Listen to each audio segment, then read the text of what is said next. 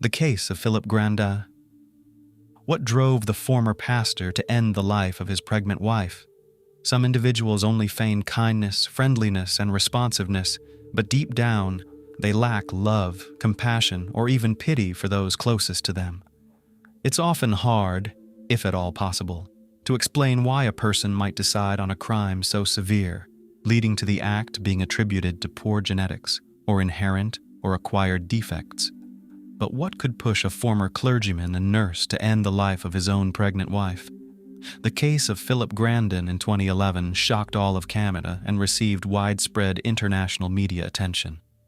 The former Baptist church pastor and qualified medical professional, who was working at a nursing home at the time, was accused of the ruthless crime against his wife, Karissa Grandine, who was 20 weeks pregnant. The investigation of this complex case dragged on for over a decade, and the final judgment of the court left the deceased woman's relatives dissatisfied. Karissa and Philip Grandine, before they met Karissa Ama Grandine, May Darwin, was born on October 10, 1981, in Acay City in the capital region of the Philippines, and was the eldest of two daughters in the simple family of Maria and Marvin Darwin. She was raised alongside her sister Joanna. When she was 13, her parents, seeking a better life, took their daughters and immigrated to Canada. The family settled in Toronto, where the children went to school and the parents found work and joined a local religious community. All family members were congregants of the Baptist Church. Karissa was an excellent student at school and later enrolled at a university, choosing to study archaeology and geology while also working part-time at a hardware store. In 2006, Darwin graduated with honors from university, earning a master's degree, and began working at a local geological research institute. Friends and colleagues described her as kind, attentive, and very responsive, always ready to lend a helping hand. She was deeply religious and regularly attended church, where she eventually met her future husband. Philip Grandine was born on August 18, 1986 in Paris, but moved to Toronto, Canada, with his parents as a child. His parents were also religious and were congregants of the Baptist Church, raising their son in strict adherence and obedience. At school, young Philip was active and ambitious, but very sensitive and trusting. He excelled academically, consistently participated in various school project competitions and scientific practical conferences, but had practically no friends, as his peers considered him a nerd and dull. Grandine received a scholarship in his senior years and graduated from school as the top student in the Ontario district. He could have built a brilliant career in science, but his parents insisted that he attend a theological seminary. After graduating successfully, he became a pastor at one of the Baptist churches in Toronto, where he met Karissa. Religious spouses. The charming congregant was 5 years older than the young pastor, but the pair immediately felt a mutual affection. Their relationship began with friendly interactions, but gradually the young couple grew closer and fell in love. As devout individuals with strict and conservative views, they could not live together without being married. Therefore, Philip and Karissa married just a few months after meeting. The couple held a wedding that adhered to all religious traditions, attended not only by close friends and family, but also by fellow congregants of the Baptist Church. After their marriage, the spouses settled in Scarborough, an inviting area in the eastern part of Toronto, close to Lake Ontario. At first glance, the couple seemed perfectly matched. Both were young, intelligent, ambitious, and shared similar life perspectives and unshakable faith in God. They believed that spiritual closeness and sincere love were the main components of marital bliss. The first few years of their life together were peaceful and harmonious. The long-awaited miracle and a terrible secret. Let's start with the fact that Karissa, due to an illness in her youth that caused a serious inflammatory condition, had been unable to conceive for a long time. She chose not to disclose her condition, so only her family and husband knew about it.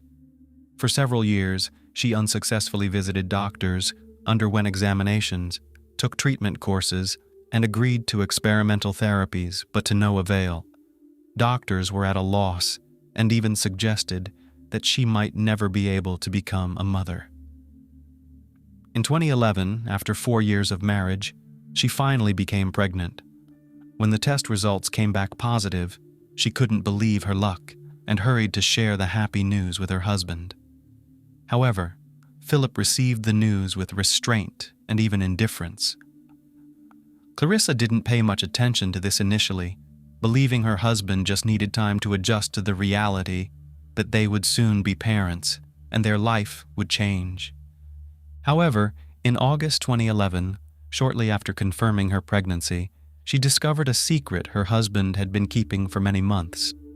As it turned out, the pastor had started an affair with one of the young congregants, Elaine Florentino, who was also a close friend of his wife. When Karissa heard rumors of the infidelity, she initially refused to believe them, but then decided to check Philip's laptop and found messages confirming his affair with his mistress. Furthermore, by checking his browsing history, she saw that her spouse regularly visited adult sites and preferred quite perverse videos. That same day, she confronted her husband, noting that she was willing to forgive him and her friend to preserve their family. However, she demanded that he immediately end things with Elaine and stop visiting depraved websites. Another condition was his agreement to undergo couples therapy. Philip accepted all conditions, promising to return to the righteous path to save their marriage. Karissa sought help from their mutual friend and pastor named Stephen, whom she trusted completely. He listened attentively to her and agreed to help them as a family therapist.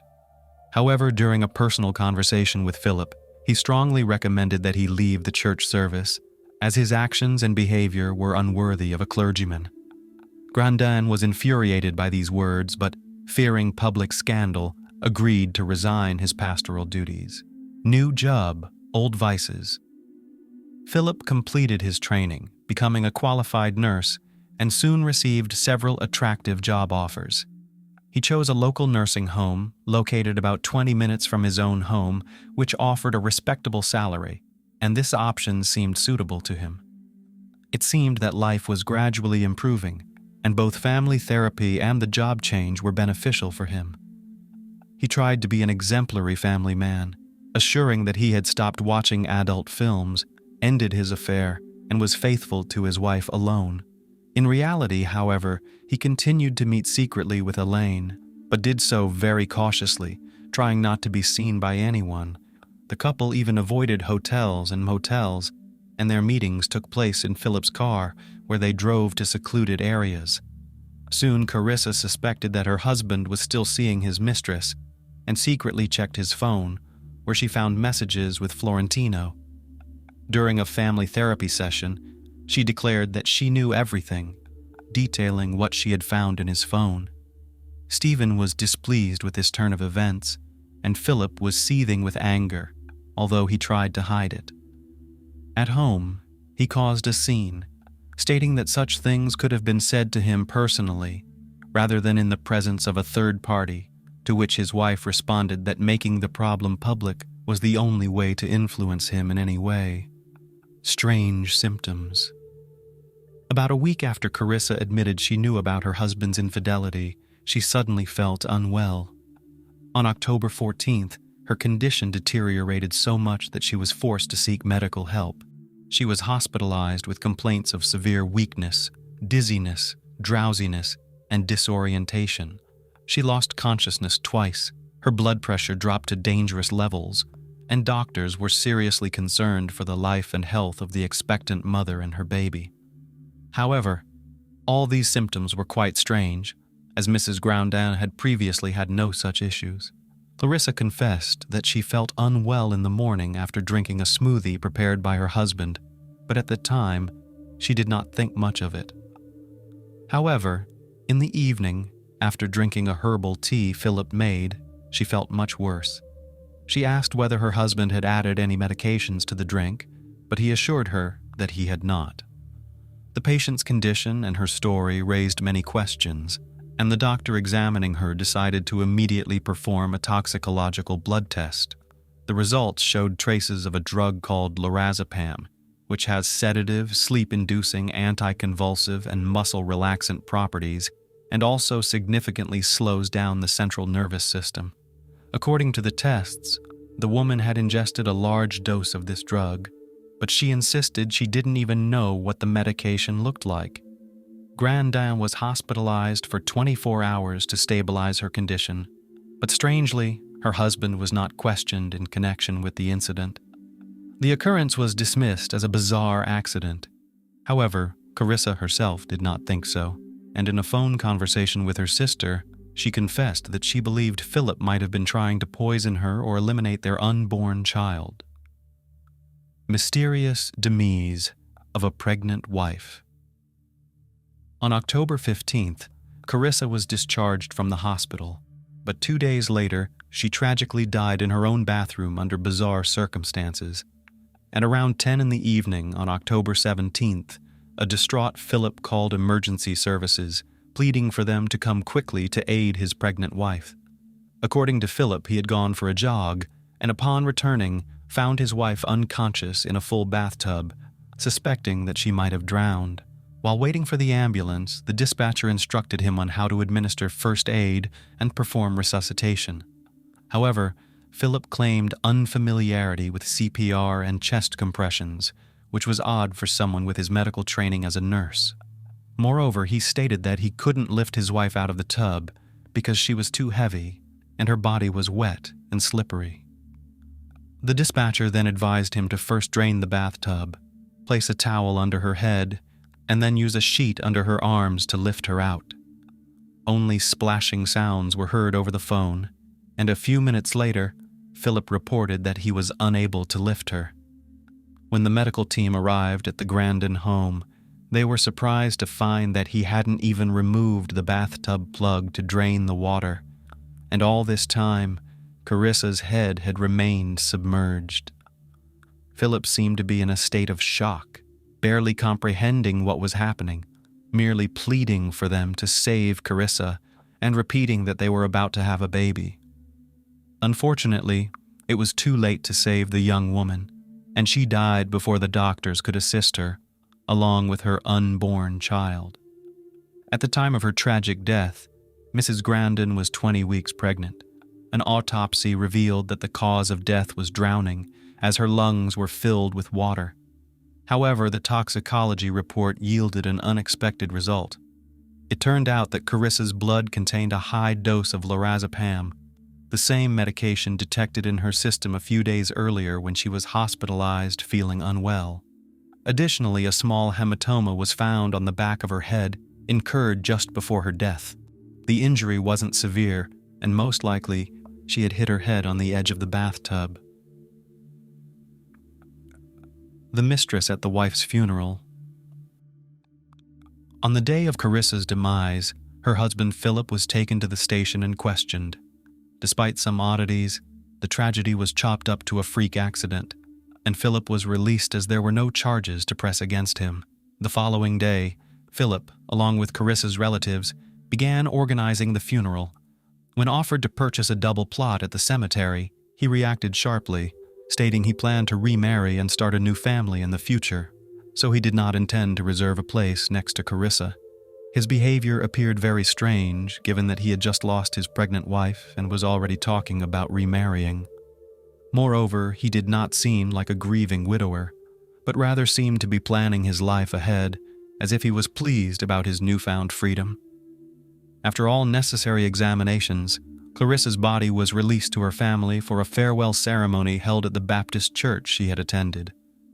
Dozens of people attended to honor the memory of Karissa, who had passed away prematurely. However, the ceremony was unexpectedly disrupted by the appearance of Elaine, causing anger and sincere indignation among those aware of her relationship with the widowed former pastor. Philip observed the proceedings from a distance and made no attempt to ease the situation. After the funeral, he secretly went to mourn at his mistress's home. Investigation and irrefutable evidence.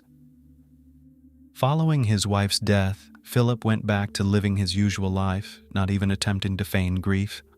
He was openly dating his mistress, and his behavior fueled numerous rumors and local disapproval. Over several months, Karissa's parents and sister repeatedly contacted the police, seeking to initiate further investigation into why a pregnant 29-year-old woman died under such strange circumstances. Law enforcement was inactive for a long time until the Darwin family decided to go public with the case and spoke to the press. Only under public pressure did a new investigation begin. In May 2012, Philip was arrested on suspicion of deliberately ending the life of his pregnant wife. He was accused of administering a large dose of lorazepam to her, and after she became incapacitated, placing her in a bathtub where she drowned. Allegedly, it was during this time she hit her head on the bathtub edge.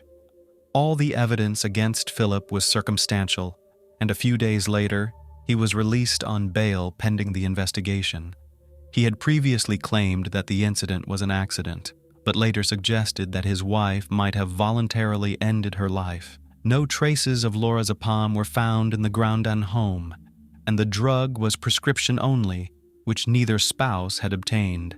The doctors who had cared for Karissa during her pregnancy confirmed they had not prescribed any potent medications, as they could harm the baby. Philip did have access to lorazepam at work, where he was in charge of administering it to some patients. But could he have stolen some of the drug to harm his own wife? The suspicions were plausible, but there was no direct evidence. During the investigation, Philip's personal laptop was seized, which revealed intriguing information. Shortly before Karissa was hospitalized with complaints of feeling unwell, her husband had searched online to find out what dose of lorazepam could be fatal. And as we remember, this drug was indeed found in her system. Furthermore, on the night his wife was in the hospital, Philip had used a website to call a woman to his home to provide intimate services for money. He also maintained daily communication with Elaine, exchanging messages and phone calls. Lastly, it was hard to believe that a strong adult man could not pull his petite wife out of the bathtub and did not even bother to remove the plug, leaving her body submerged in water headfirst. First, trial and sentence. The trial of Philip began only in February 2014, nearly 2.5 years after Karissa's death. The defendant was charged with first-degree murder, and Joanna Darwin insisted that her sister had suspected her husband of trying to poison her, as she had confided in a phone conversation the day before she died. The prosecution argued that Philip had premeditated his wife's murder, with the incident occurring a few days prior to the tragedy serving as a kind of rehearsal. He had been calculating the correct dosage of the drug, as evidenced by his internet searches, after which he intoxicated Karissa and drowned her while she was helpless in the bathtub. Philip, however, now insisted that his wife had ended her own life and that he was simply too late to save her. However, the deceased's relatives firmly denied the possibility of suicide, noting that Karissa was a deeply religious person who would never commit such a grave sin, especially harming her long-awaited child. Witness testimonies, autopsy, and toxicological reports, as well as the search history on the defendant's laptop, pointed to his guilt. Thus, in January 2015, Philip Grandine was found guilty of first-degree murder and sentenced to 15 years in prison without the possibility of parole. New trials and a surprising decision. Immediately after the sentencing, the former pastor and his lawyer filed several appeals, challenging the court's decision. The defense argued that the evidence presented by the prosecution was circumstantial, and the Supreme Court ordered a new trial. Philip's defenders suggested that his marriage was undergoing a serious crisis. Indeed, Philip had been unfaithful, but infidelity is not a crime. According to the lawyers, upon learning of the affair, Karissa fell into a deep depression, exacerbated by her unstable emotional state during pregnancy, leading her to end her own life. Remarkably, the court decided to release the accused on bail, allowing him to await the new hearings in freedom. This decision outraged and offended Karissa's family, but all their complaints were dismissed. The process was resumed only in 2019. This time, Philip was charged with manslaughter and failure to render aid. It was alleged that he saw the state his wife was in, but still allowed her to take a bath. After finding her unconscious in the water, he did nothing to assist her. The defense insisted that Karissa had simply slipped, hit her head on the edge of the bathtub, and drowned, and her husband was not at home at that moment to save her. Philip was found guilty again, but this time of manslaughter. He was again released on bail pending the final verdict. The Darwin family was outraged, demanding a just punishment for the person responsible for their daughter's and sister's death. Karissa's mother even suffered a heart attack after learning that her former son-in-law had been released again. In January 2020, the defendant was found guilty of manslaughter, but the sentence remained unchanged at 15 years in prison. Following this, he filed another appeal, and his lawyer managed to secure his release on bail once more. The ongoing releases seemed to mock the grieving family. This time, the defense insisted that Philip could not have known that his wife had taken a potent substance and was in danger, and therefore did not prevent her from taking a bath. However, in May 2022, the Supreme Court unexpectedly rejected the submitted appeal, deemed the lawyer's arguments unconvincing, and upheld the sentence for Grandine, sending him to prison for 15 years. Overall, the legal proceedings against Karissa's perpetrator lasted more than 11 years, most of which he spent in freedom. Karissa's relatives never came to terms with the final verdict of manslaughter. The case of Kelsey Smith went shopping for a gift and vanished without a trace.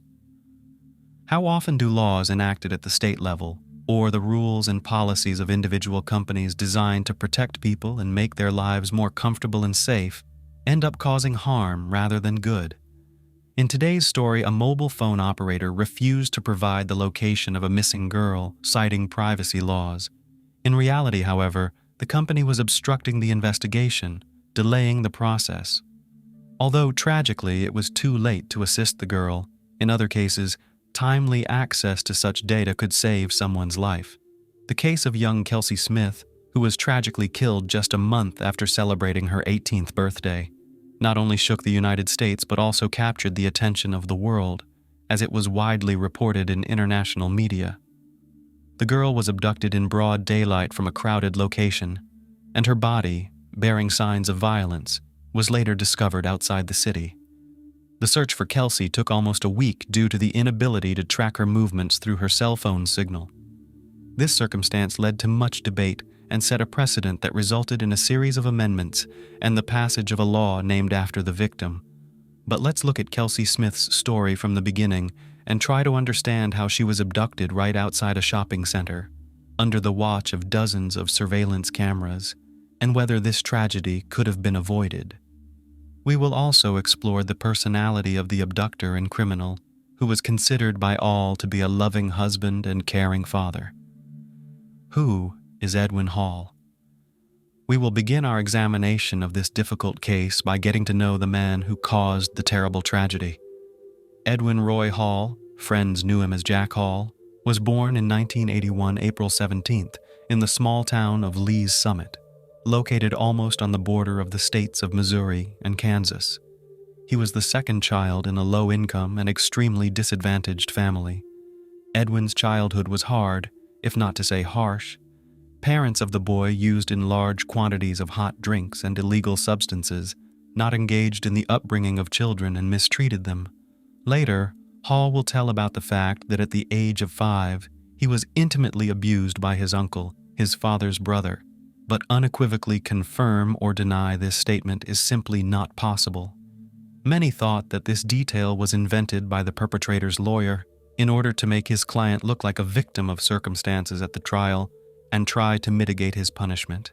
But be that as it may, and at the age of 6, Edwin found himself in an orphanage after his father was behind bars and his mother was deprived of parental rights.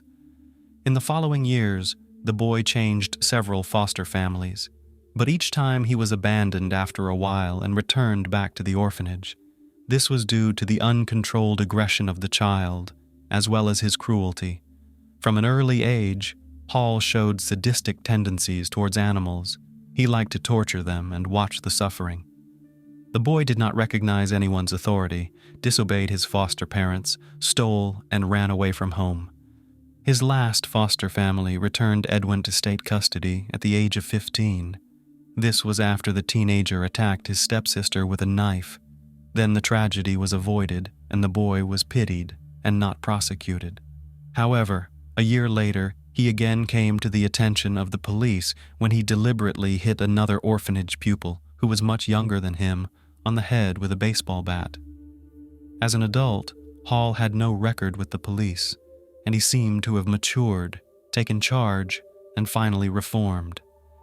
At the age of 20, he married a girl named Alita, who bore him a son a year and a half later. Edwin got an old Chevrolet truck from the 70s, on which he worked, transporting various goods. His neighbors knew him as a quiet, humble, and friendly guy, as well as a good family man. However, he also had another secret life, which became known only when Hall found himself in the dock for committing serious crimes. Who was the victim? Kelsey Smith. Kelsey Ann Smith was born in 1989 on May 3rd in a place called Overland Park, which ranks as the second most populous city in the state of Kansas. She was the third of 5 children in the large and very close-knit family of Gregory and Missy Smith. Growing up alongside her older brothers Steve and sister Lindsay, as well as her younger siblings Caddy and Zach, she was very close to all of them.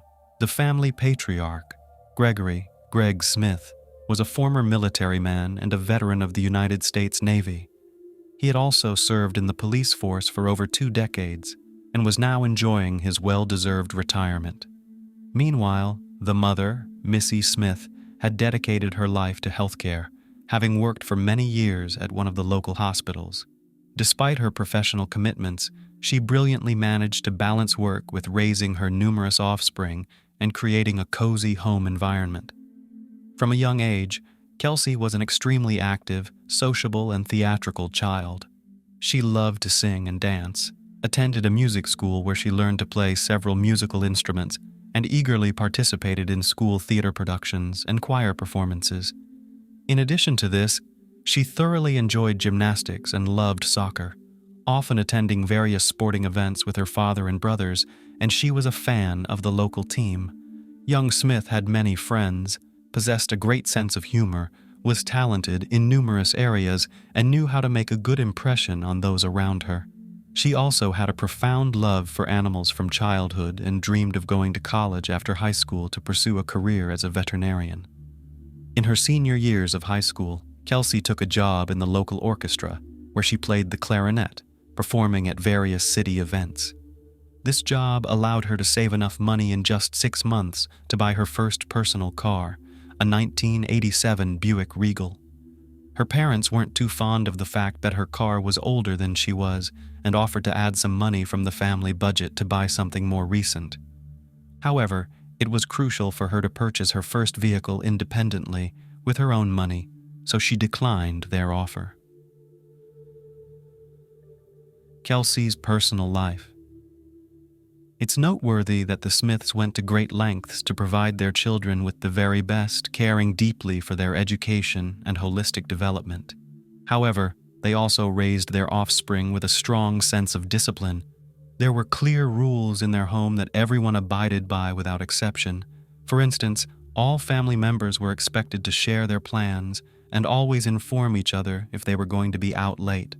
Kelsey herself was always punctual, never late, and would always tell her parents where she was going and who she was spending time with.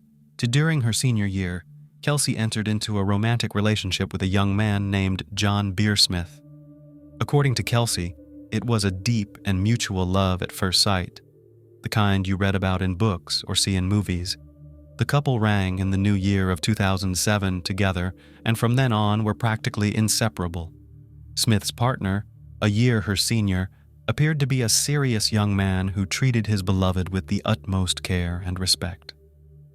Both sets of parents approved of their children's choice and did not stand in the way of their relationship. In May 2007, Kelsey celebrated her 18th birthday. That same month, she graduated from high school and was thrilled to learn that she had been accepted into a prestigious college in Kansas, where she intended to study veterinary medicine.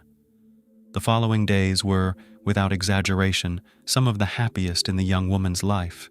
Unfortunately, they turned out to be her last. Smith, along with her classmates, attended parties celebrating the end of high school.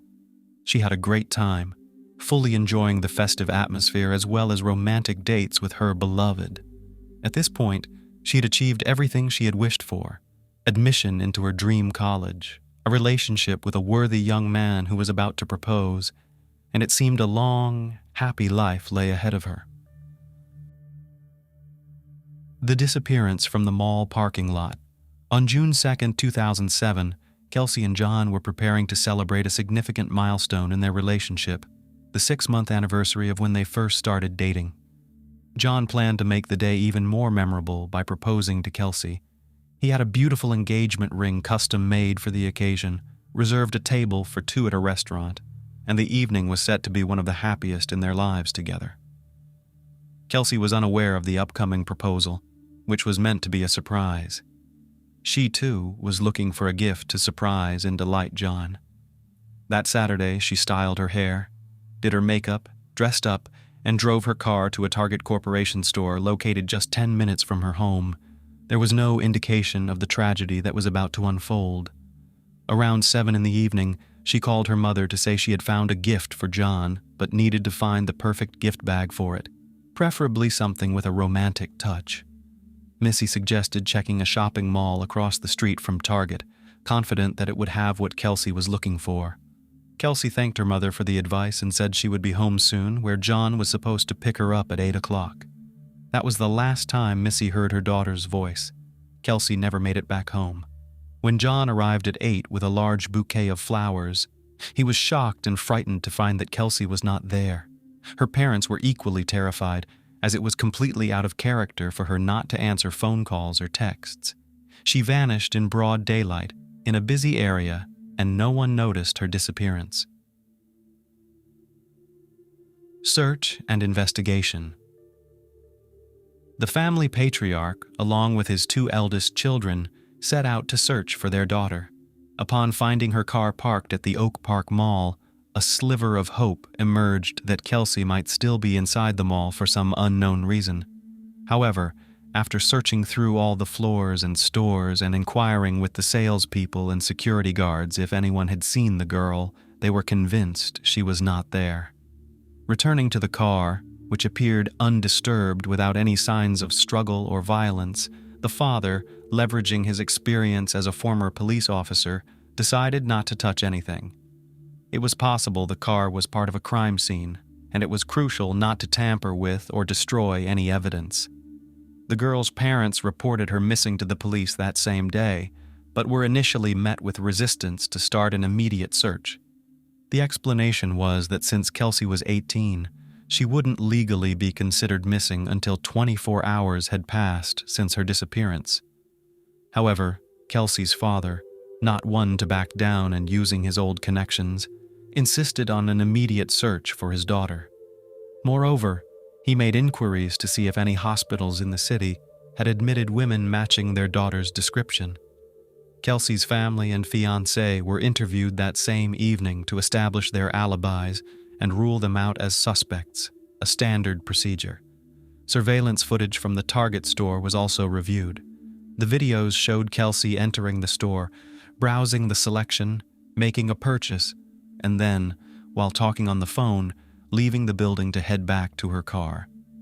At that moment, she was speaking with her mother, asking where to find a gift bag, and then headed to the mall across the street, following her mother's advice. Essentially, Kelsey simply drove out, turned around, and parked at the Oak Park Mall, leaving her car near the side entrance almost against the wall. Her car was thoroughly inspected by experts. It seemed untouched from the outside. The gift she bought for John was on the passenger seat, and her backpack with personal items, a tablet, and a wallet containing about $300 in cash was in the back. Therefore, a robbery was quickly ruled out. It appeared that the car's owner had left only with her credit card and phone in her pocket, as everything else remained inside the car. No signs of a struggle, blood, or damage were found. There were no foreign fingerprints except for one found on the driver's seatbelt. This fingerprint belonged to neither Kelsey, her relatives, nor her boyfriend.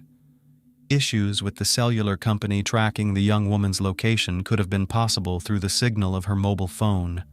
By that time, the device itself had become inaccessible, presumably turned off or damaged, but it was still feasible to determine the last known location where the mobile phone was active in order to narrow down the search area.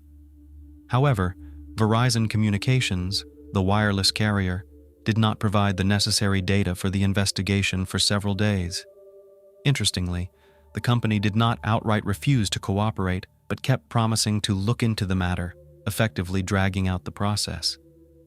Back in 2007, telecommunications companies were allowed to withhold subscriber data from law enforcement agencies, including the police or FBI, without a specific court order. They cited information privacy laws, and even situations where an individual's safety or life might be at risk were not considered exceptions to this rule.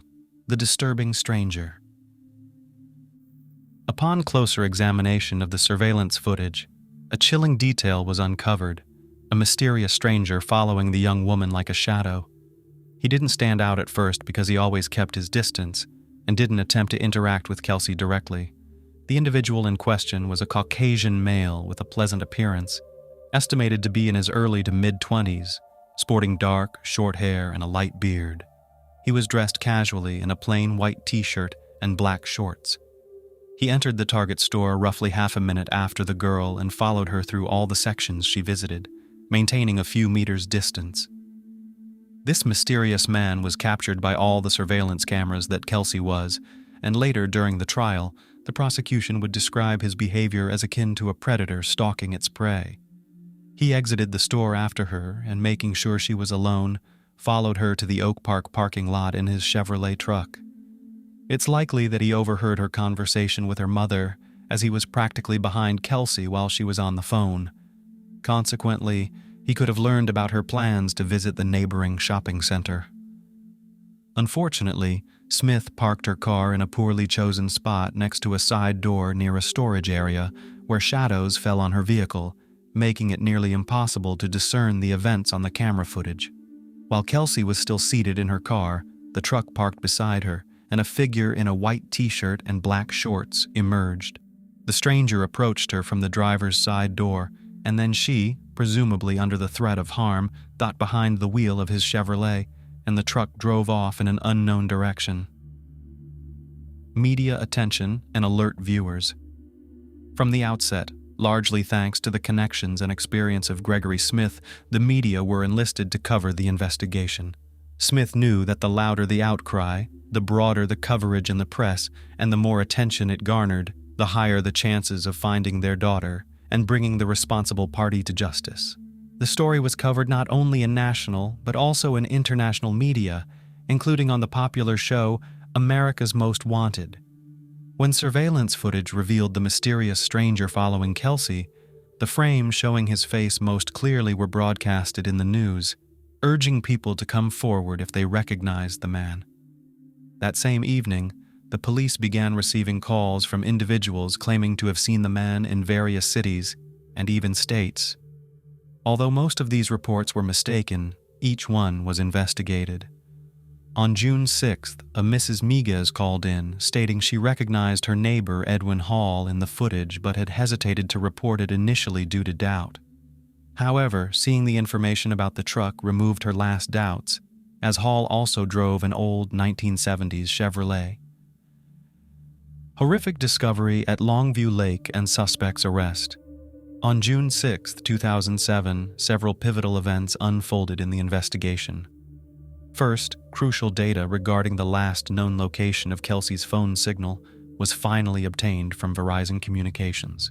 A specific cell tower was pinpointed, establishing a search radius of 1.1 miles to the north of it. Within 45 minutes of initiating the search operation, the lifeless body of the young woman was found in the brush near Longview Lake, Missouri, approximately 30 miles from where she was abducted. The medical examiners determined that Kelsey had been brutally assaulted and then strangled with her own belt. Her body was discovered without clothing, except for the belt used to strangle her around her neck. After the assault, her body was callously discarded in the bushes, covered only slightly with dry branches. Over the 4 days it lay exposed under the June sun, her remains were severely disfigured by insects and other wildlife, making them almost unrecognizable. Nonetheless, the examination confirmed that it was indeed the missing young Smith. The second significant event on June 6th was the arrest of the main suspect. When the police arrived at the man's residence, he was completely calm, acknowledged that his friends called him jacked, and agreed to provide a statement at the station. During the interrogation, he identified himself as Edwin Hall. Presented with a photograph of Kelsey, he claimed never to have seen her before.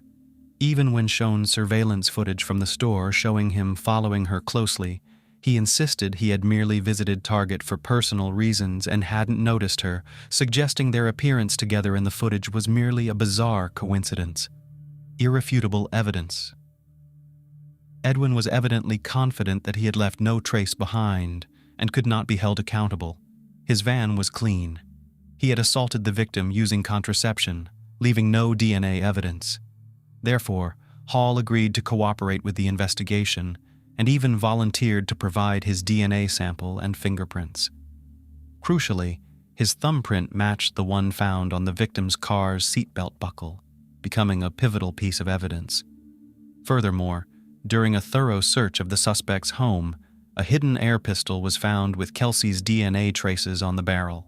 Hall was then officially charged with the abduction, assault, and termination of the young woman's life. Since Smith was abducted in Kansas, but her lifeless body was discovered in Missouri, there arose a question regarding the jurisdiction of the trial. This detail was significantly important as it affected the potential sentence. In Missouri, the perpetrator faced the possibility of capital punishment. Trial and sentence Hall, realizing the gravity of his situation and after consulting with his attorney, decided to fully admit his guilt and disclose the details and circumstances of the crime in hopes of receiving a lesser sentence. He recounted how he noticed Kelsey as she entered the store and followed her. Indeed, he was close enough to overhear her phone conversation, learning she planned to visit the shopping center across the street.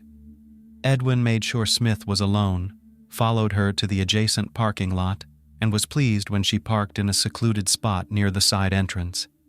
He then emerged from his vehicle, armed with a pistol, waited for the victim to return to her car, and prevented her from closing the door as she was getting into the driver's seat. Apparently, she had already pulled out the seatbelt, but he didn't allow her to buckle up, leaving his print on it in the process.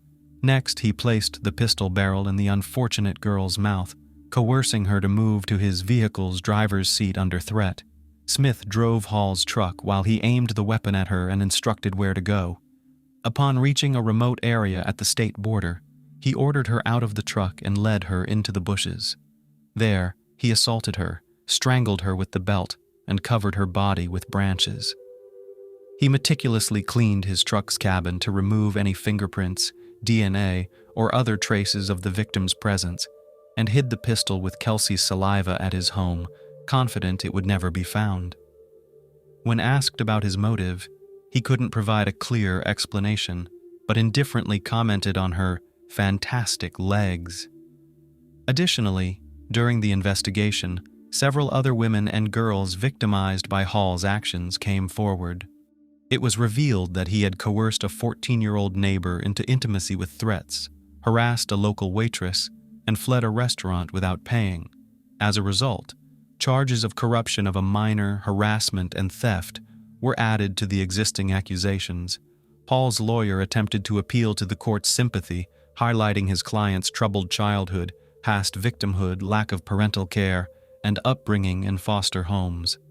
The defense's efforts were in vain, but the lawyer was the only person to speak on the defendant's behalf and support him. Hall's wife was present at all court hearings, but sat quietly in a corner, refusing to defend her husband. On September 16, 2008, Johnson County's judge sentenced Edwin Roy Hall to 27 life sentences without the possibility of parole.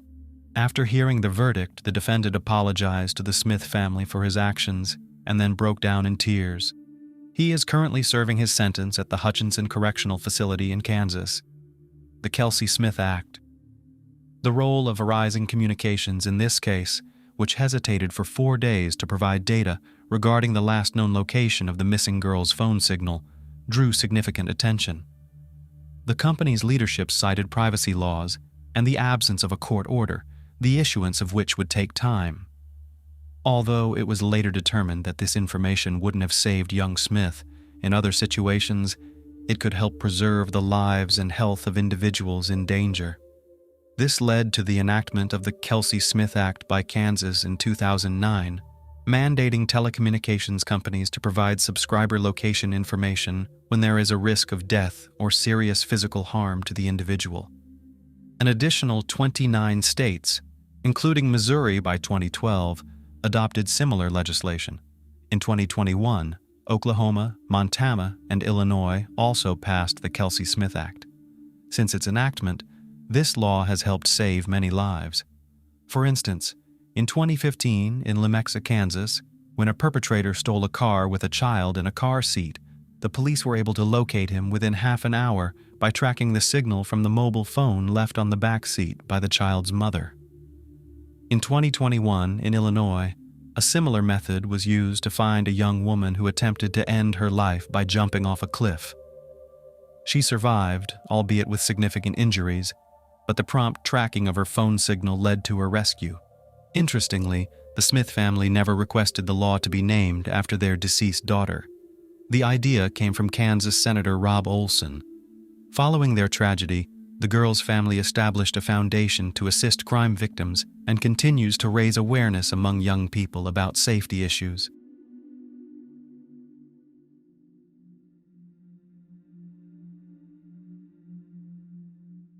The case of Jennifer Sabina.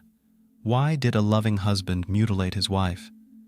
Many of us have heard repeatedly of the severe psychological condition known as post-traumatic stress disorder, PTSD, but few have thought about what lies behind those 3 words. The term is used to describe mental disorders that result from a single or repeated encounter with a severe traumatic event: violence, accidents, disasters, war, etc. This type of disorder is often found in military personnel, people who have been involved in combat and witnessed the deaths of others over a long period of time. Even after returning home, they have a hard time adjusting to civilian life. According to a report by the World Health Organization, 1/3 of soldiers returning from conflict zones experience some degree of PTSD. Most tragically, their loved ones suffer as well, desperately trying to help them overcome the crisis and get their lives back on track. The family of Benjamin Sabina, an Iraq War veteran, struggled with this problem for years. Unfortunately, the disease proved to be insurmountable. Jennifer Sabina's case shocked the quiet town of Wauwatosa, Wisconsin, with its brutality. Moreover, it was the first case of a police officer killed in the line of duty in the town's history. Behind it, all was a tragic story that spanned nearly a decade and culminated in the death of a young woman.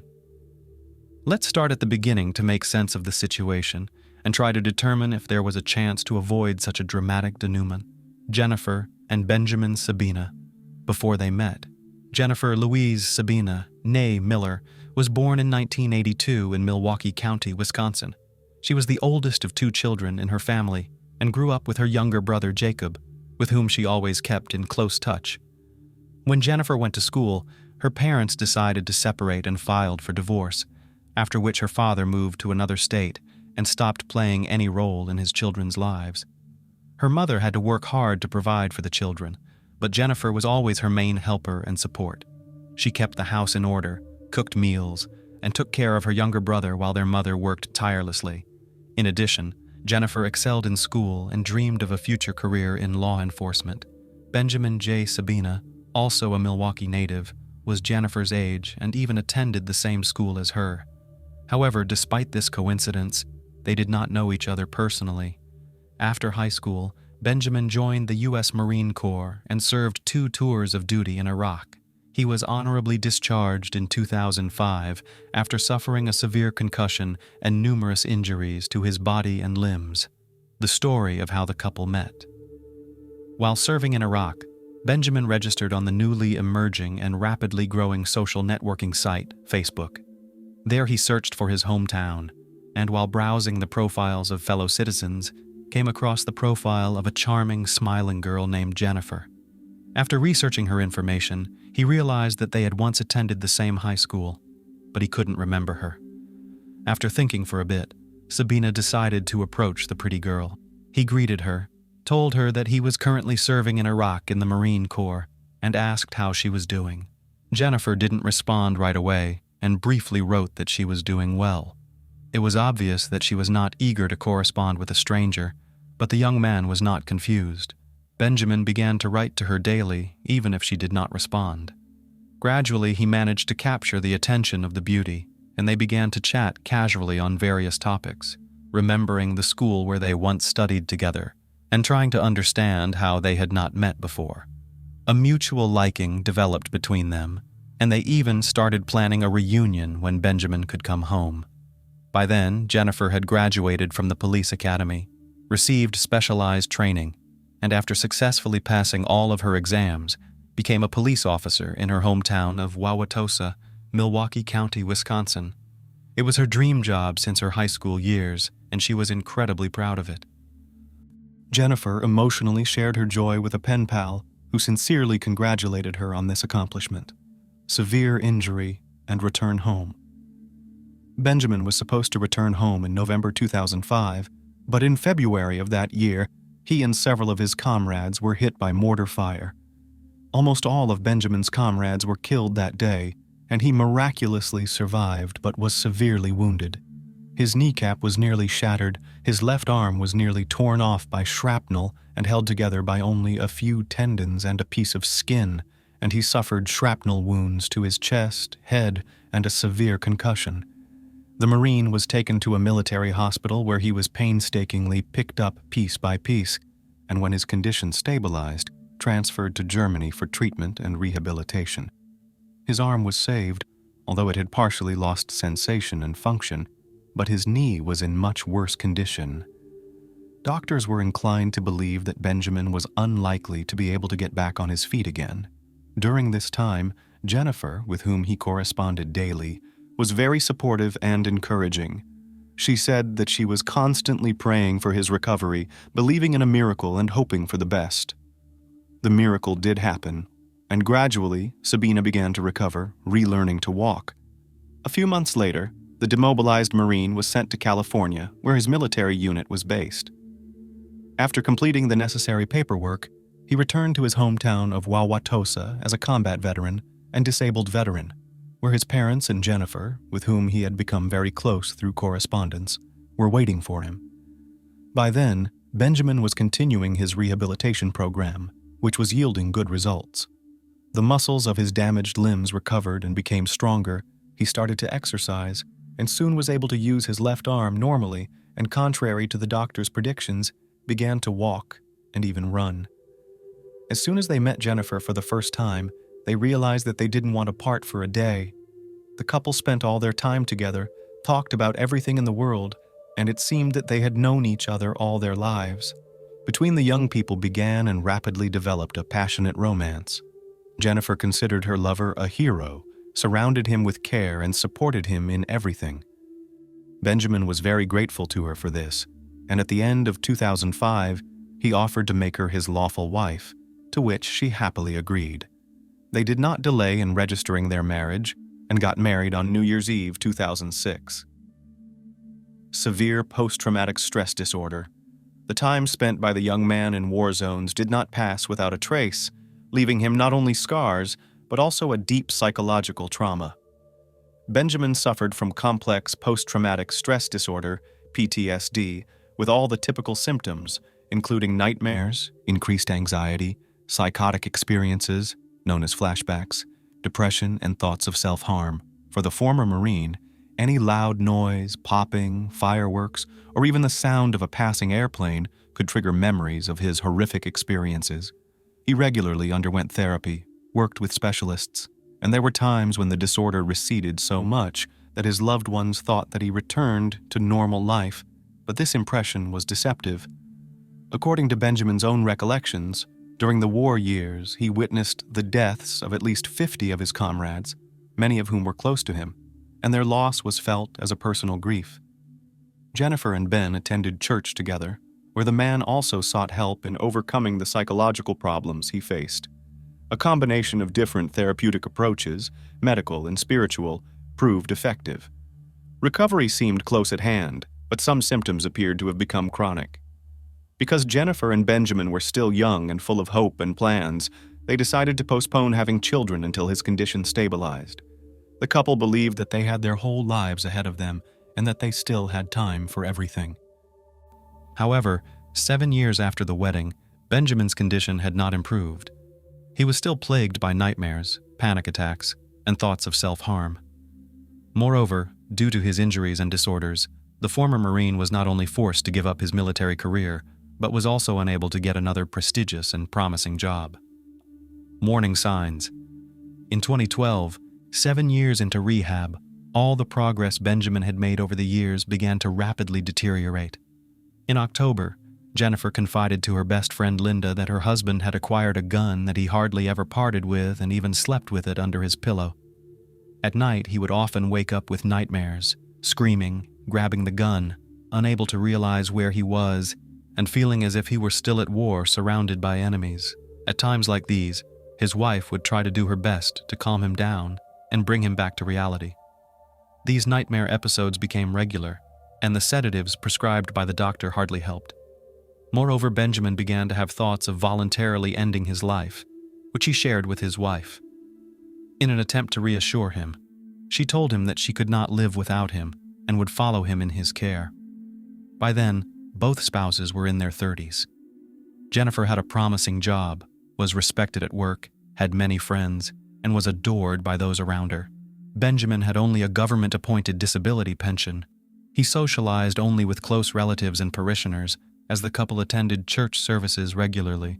He had almost no friends, as people avoided and feared him because of his strange behavior and occasional bouts of aggression. Probably in addition to PTSD and depression, Benjamin was experiencing an impending midlife crisis. It seemed to him that everyone around him was moving forward, striving for something and achieving something, except for himself.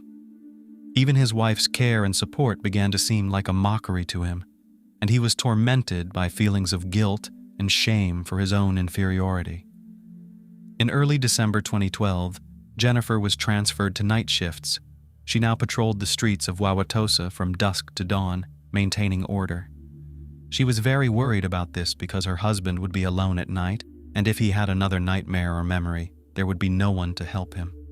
As their 7th wedding anniversary approached, Jennifer was thinking of taking a vacation, planning a trip to the ocean for a change of scenery and relaxation. On December 17th, she shared these plans with a colleague, but these plans were not destined to come true because a week later there was a terrible tragedy that cut short the life of a young woman, a tragic incident in a quiet town.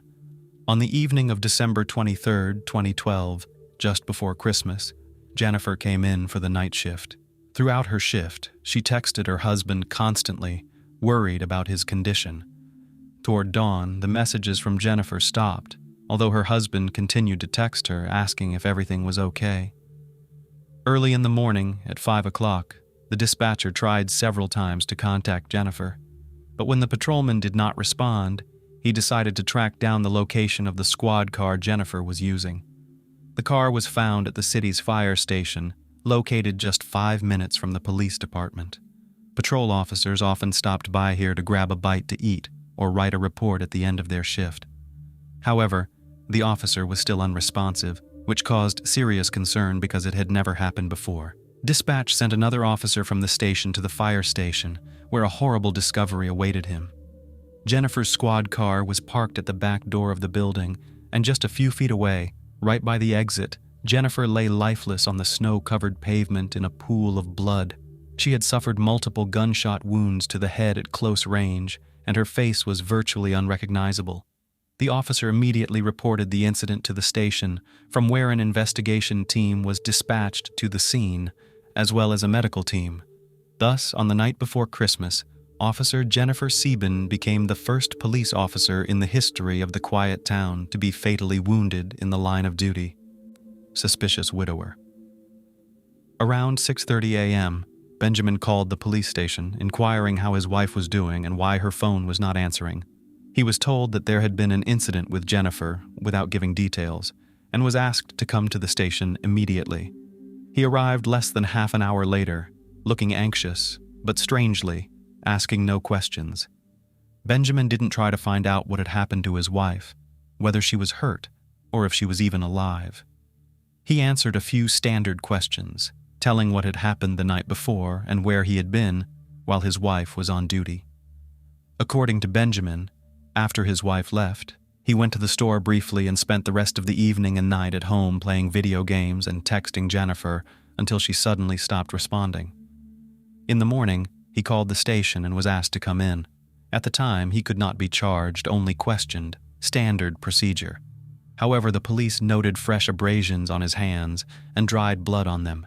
In response, Benjamin said he struggles with post-traumatic stress disorder and that pain often helps him come to his senses. When the former Marine was finally informed that his wife had been fatally wounded, he had a real breakdown. He jumped up, shouting that it couldn't be true, knocked over a table, and began pounding his fists on the wall. It took several strong officers to subdue and calm the distraught widower. Case investigation. At the crime scene, in the freshly fallen snow, there was only one set of footprints leading from the tire tracks to the back door of the fire station and back. This suggested that the perpetrator was alone, and based on the size of the footprints, it was an adult male. Ballistics analysis yielded even more intriguing results. 5 bullets were fired at the officer from 2 different weapons, the first from a 9mm handgun and the second from Jennifer's service weapon, which the perpetrator had taken with him. All of the bullets were aimed at the head, 2 in the back of the head and 3 in the face, indicating personal animosity, deep hostility, or a desire for revenge. However, the young woman had no enemies. Everyone who knew her personally loved and respected her, speaking of her only favorably. On the same day, footage from all the street surveillance cameras leading to the fire station was requested. As it turned out, there were virtually no cars on the roads of the small town in the wee hours of the morning. However, around 4 a.m., a black Toyota Prius with tinted windows and black rims pulled up to the fire station. At some point, the car disappeared from camera view, and a short time later, the same car was seen traveling in the opposite direction, heading directly towards Sabin's home. It is noteworthy that Benjamin arrived at the police station that morning in the same car for questioning, which removes all doubt. He was immediately followed, arrested as the prime suspect, and his house was thoroughly searched. The first thing investigators noticed was the holes in the living room wall. The drywall had been punctured, apparently by fists, and bloodstains were visible around the edges. It became clear that this was where Benjamin had gotten the abrasions on his hands, and it had happened no later than the night before. On the refrigerator door were colorful sticky notes that the couple used to leave messages for each other. If Jennifer's notes radiated love and care, her husband's were either dry and one-worded or so insincere that they seemed like quotes from romance novels. A shell casing from a 9mm pistol was discovered in one of the dresser drawers, and the weapon itself was soon found in the bedroom, in the bedside table on the side where her husband slept. The search for Jennifer's stolen service weapon took the police a lot of time and effort, but eventually the gun was found in a ventilation duct under the ceiling. Forensics confirmed that it was indeed the weapon used to shoot Jennifer. Benjamin's version. At first, after his arrest, Benjamin stuck to his original statement, claiming that he had not left the house and denying his involvement in his wife's death, insisting that he loved her and could not have hurt her. However, when he was presented with irrefutable evidence of his guilt, he began to sob and testify. He revealed that he had suffered from various manifestations of post-traumatic stress disorder for years after returning from the war zone. Neither the love and care of his wife nor his church nor experienced doctors could help him. Recently, he had been thinking more and more about voluntarily ending his life.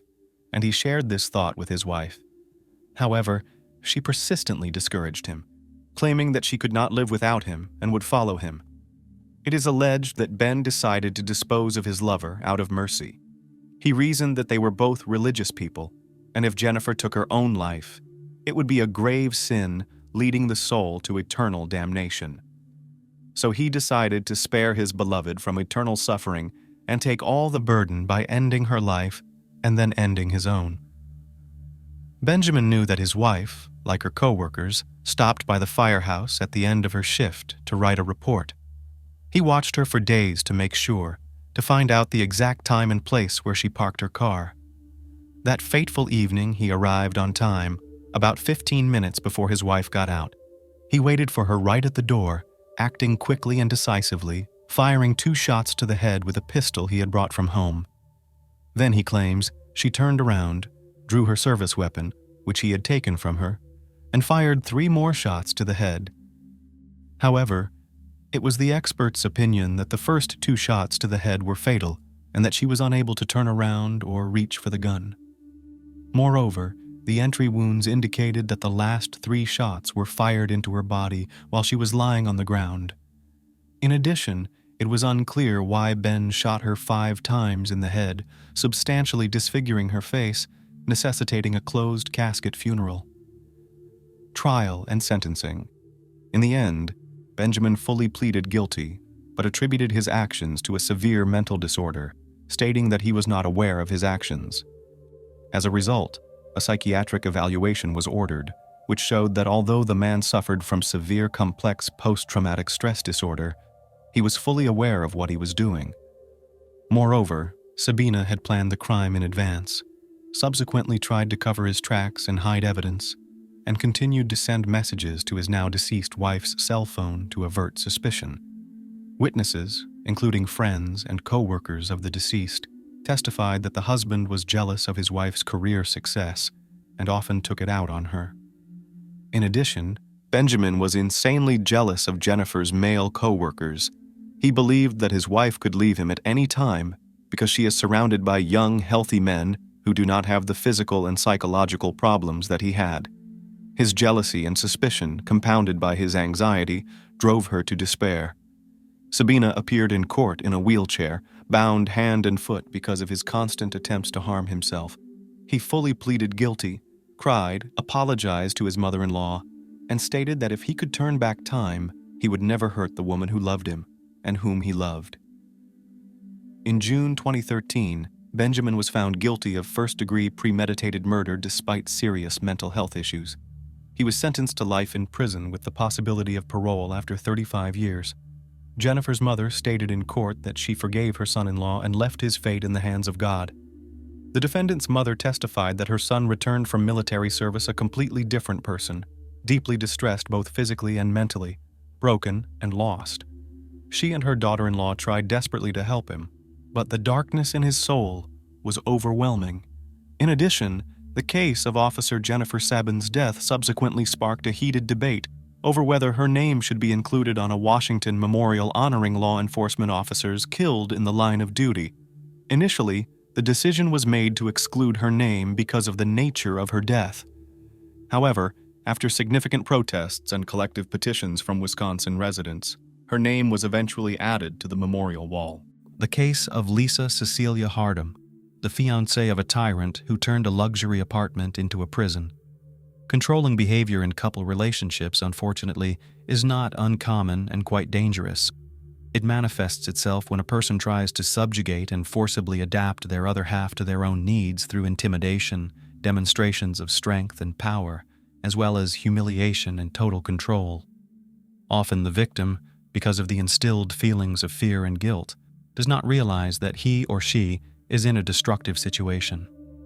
The story of a young woman named Lisa Cecilia Hardam illustrates what a relationship with a control freak can lead to. She naively believed that she had met the love of her life, but she herself did not notice how her fiancé became a monster who turned their luxurious apartment into a real prison with 24-hour video surveillance. This case provoked an international scandal and was widely covered in the press. The unfortunate Lisa tried to make Lisa look mentally unstable and cold-blooded crime to pass off as an accident or voluntary resignation from life. However, the perpetrator, despite his money and connections, did not manage to escape responsibility. Now let's understand how her beloved man turned into a monster who hid his inhuman attitude behind care. Lisa Cecilia Hardam, biography, family, early years. Our today's heroine was born in Canada on June 12, 1981, in the suburbs of Toronto, and was the second child in the family. Lisa was brought up together with her older brother Jason, with whom she has always been very close. They were raised independently by single mom Joanna. Brother and sister did not remember their father because he left the family when the children were very young and no longer took any part in their lives. Lisa Cecilia grew up as an active and purposeful girl. From an early age, she was involved in sports. Together with her brother, went to the martial arts section, liked to play soccer and volleyball. But her main passion has always been ballet. She daily visited the dance studio where she practiced at the bar for several hours. The girl from childhood was tall and slender, but professional ballet classes required the strictest diet, which had a detrimental effect on the growing body. In adolescence, Lisa developed anorexia on the background of eating disorders. For a long time, she kept silent about her problem, believing that she could cope with everything herself. But when her weight approached critically low values, her mother sounded the alarm and put her daughter in the clinic, where Lisa needed to spend several months to restore health and weight gain. After graduating from school, the girl continued dancing classes and also decided to connect her life with the beauty industry. In parallel with her university studies, she got a job as a perfumer in one of the stores of a large cosmetics chain, and in her spare time, she studied the subtleties of makeup and hairdressing, moving to Australia. In 2005, having celebrated her 24th birthday, Lisa decided to make drastic changes in her life. She wanted to go to the other side of the world, to Australia, and there were several reasons for that. Firstly, she wanted to live in a warmer and milder climate, and secondly, Lisa wanted to see the world. She took a 1-year work visa and traveled to another continent. However, with her then flew Joanna, who accompanied her daughter for the first few months to make sure that she was all right, and she settled well in the new place. The mother then returned back to Toronto with peace of mind, making sure her daughter could take care of herself. Lisa settled in Sydney, where she rented a cozy apartment and soon got a job at a local small cosmetology company. After her visa expired, she decided to move to Australia permanently. First, she extended her stay for another year, and then began to prepare the necessary documents to obtain citizenship of this country. Personal life. As for personal life, in this respect, everything was not easy. The fact is that Lisa always preferred to meet with older men. Obviously, not the least role in this played a lack of a father in the family, so she always reached out to more mature men, looking for support and protection in them.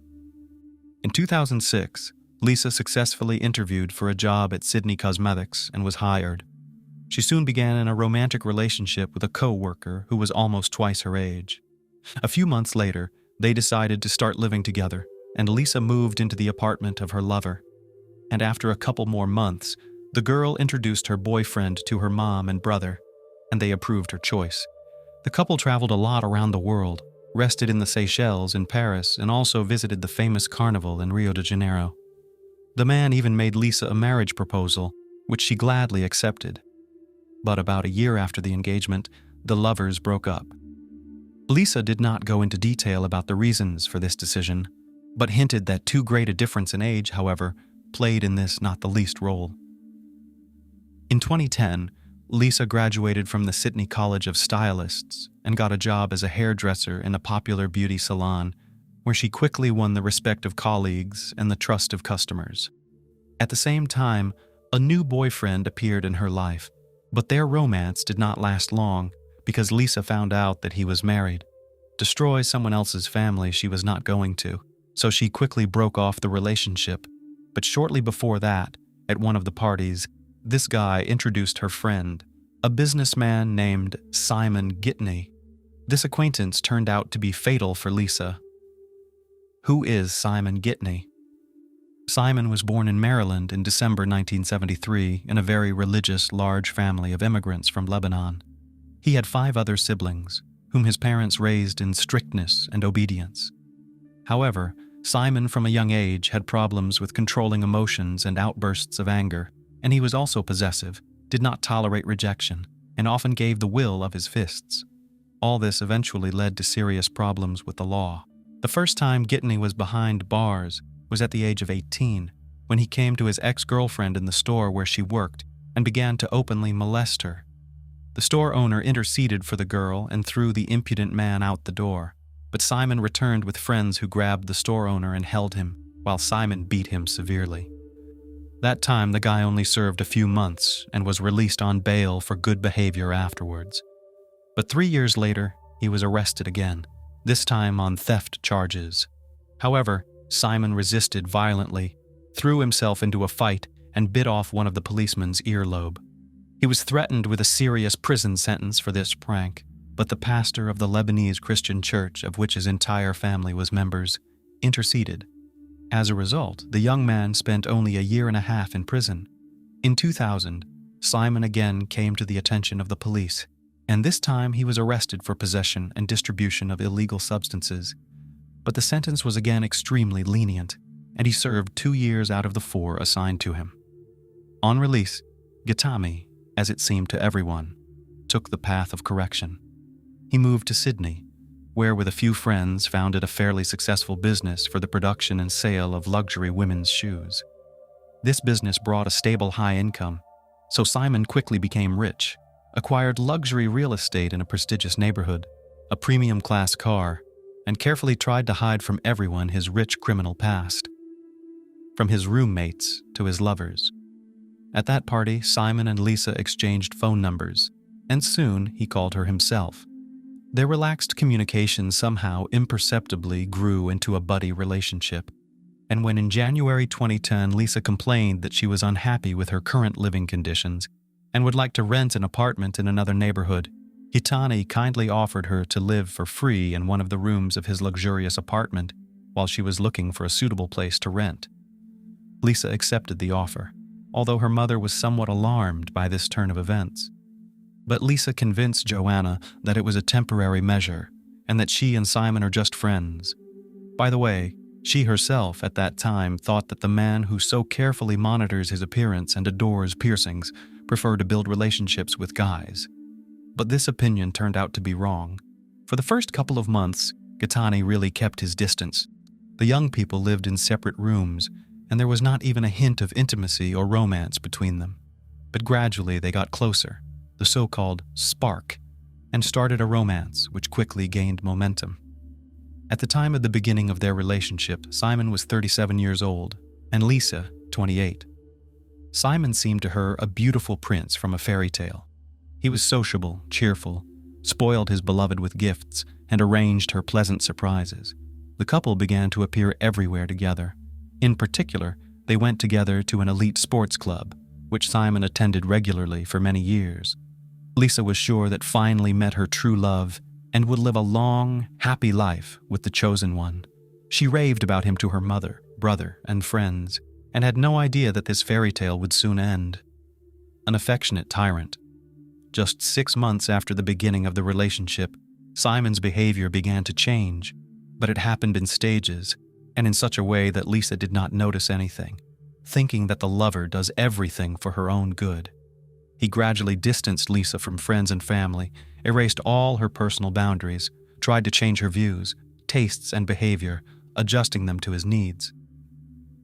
In June 2010, shortly after Lisa celebrated her 29th birthday, Simon began to persistently persuade her to quit her job, claiming that she was not valued there and she could find a better paid position. But Lisa loved working at the beauty salon, where she had many regular clients and was happy with her income, so she didn't understand why she should quit her job and refused to do so. Simon was not satisfied with the refusal, and in August of the same year, he showed up at Lisa's salon, having thrown a loud scandal, which actually forced her to write a letter of resignation.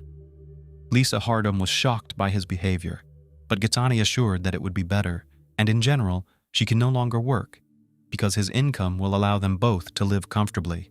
nothing to deny themselves.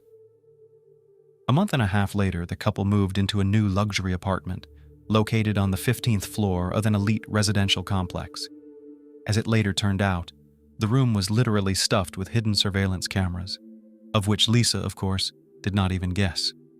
Simon gave his beloved an expensive smartphone and laptop, pre-installed on them spyware that allowed him to track all her messages, emails, as well as listen to calls and see all of Lisa's movements.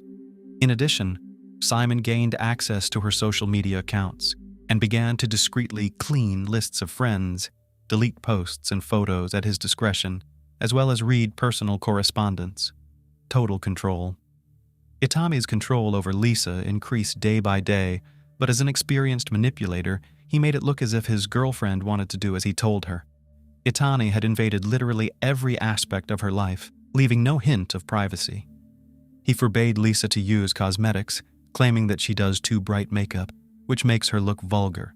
He also bought her clothes and unsightly clothes in gray and black colors, and all her outfits simply threw away, arguing that they were too revealing, and men would stare at her. From the apartment, Lisa went out only accompanied by her lover. They visited together only those places that he himself chose. Simon even forbade her to visit the gym. Instead, he bought several expensive exercise machines, saying that now she could train at home. Lisa's social media friend lists were dwindling by the day, and eventually Itami convinced her to delete the accounts. Lisa also had no friends left in real life, and all her contacts and calls were closely monitored. Simon only allowed her to communicate with her mother and brother. Last trip home. In December 2010, Lisa decided to fly to Canada to celebrate Christmas with her family. Simon was going to fly with her, but at the last moment his plans were disrupted because of urgent business matters. He didn't plan to let his friend go alone, but she literally begged him, because she hadn't seen her mom and brother for over a year. In the end, he agreed, but set strict conditions and rules, which she had to strictly follow. Jason and Joanna were shocked at the changes that had happened to Lisa over the past year. She was nothing like the bright and cheerful beauty she had been before. She had literally become her own shadow. There was not a drop of makeup on her face. Her luxurious hair was pulled into a ponytail and hidden under a headdress. Her clothes were baggy, unattractive, and completely black. But it wasn't even the outward changes that were the most frightening. Lisa flinched every time the phone rang and instantly grabbed the receiver. It was one of Simon's conditions. She had to answer immediately, at any time of day, no matter what she was doing at that moment. Lisa stayed at her mother's house all the time, refused to see her friends, and hardly ever went out. Joanna was alarmed and frightened by this behavior of her daughter, and she decided to have a heart-to-heart talk with her. Then Lisa burst into tears and admitted that Simon always knows where she is, with whom she communicates, and what she talks about on the phone.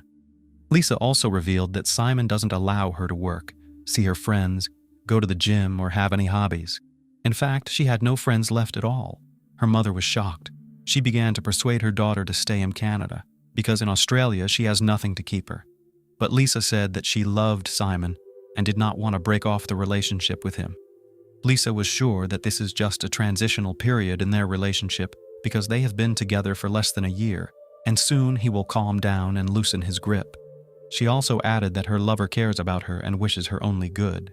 Despite pleas from her family to stay and attempts to convince Lisa that their relationship was unhealthy, she decided to move back to Australia to stay with Gitney.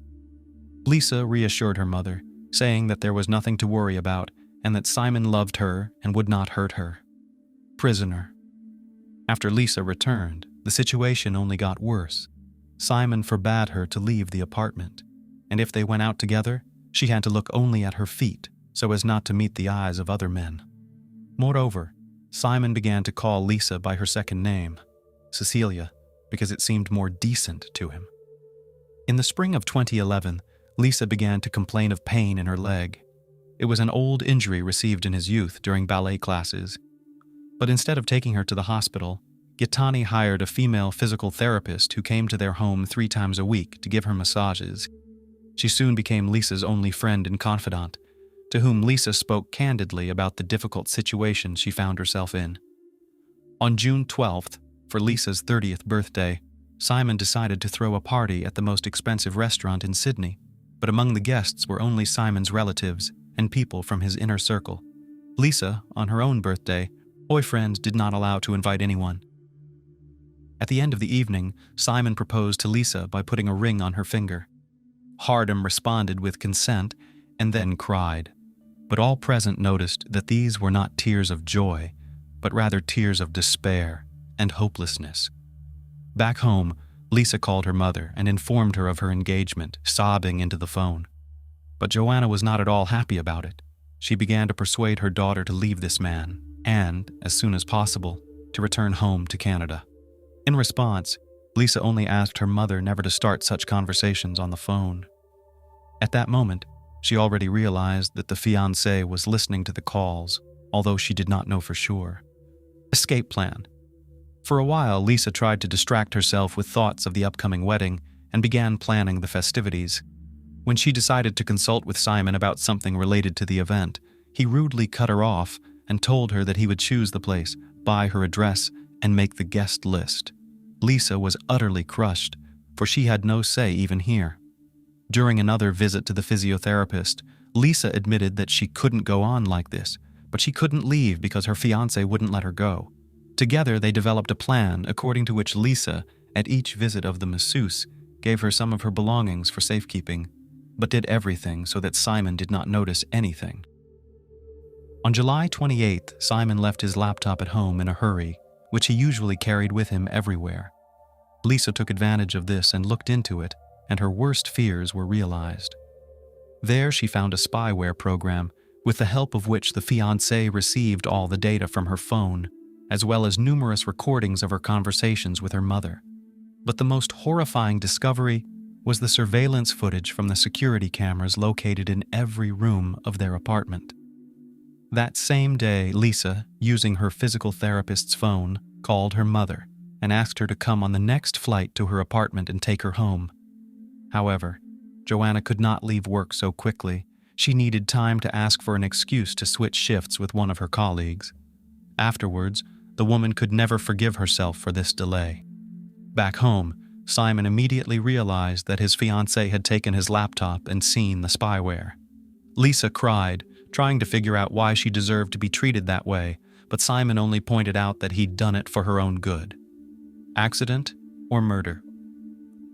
The next day, July 29th, a serious conversation took place between the young people, the recording of which was later presented in court.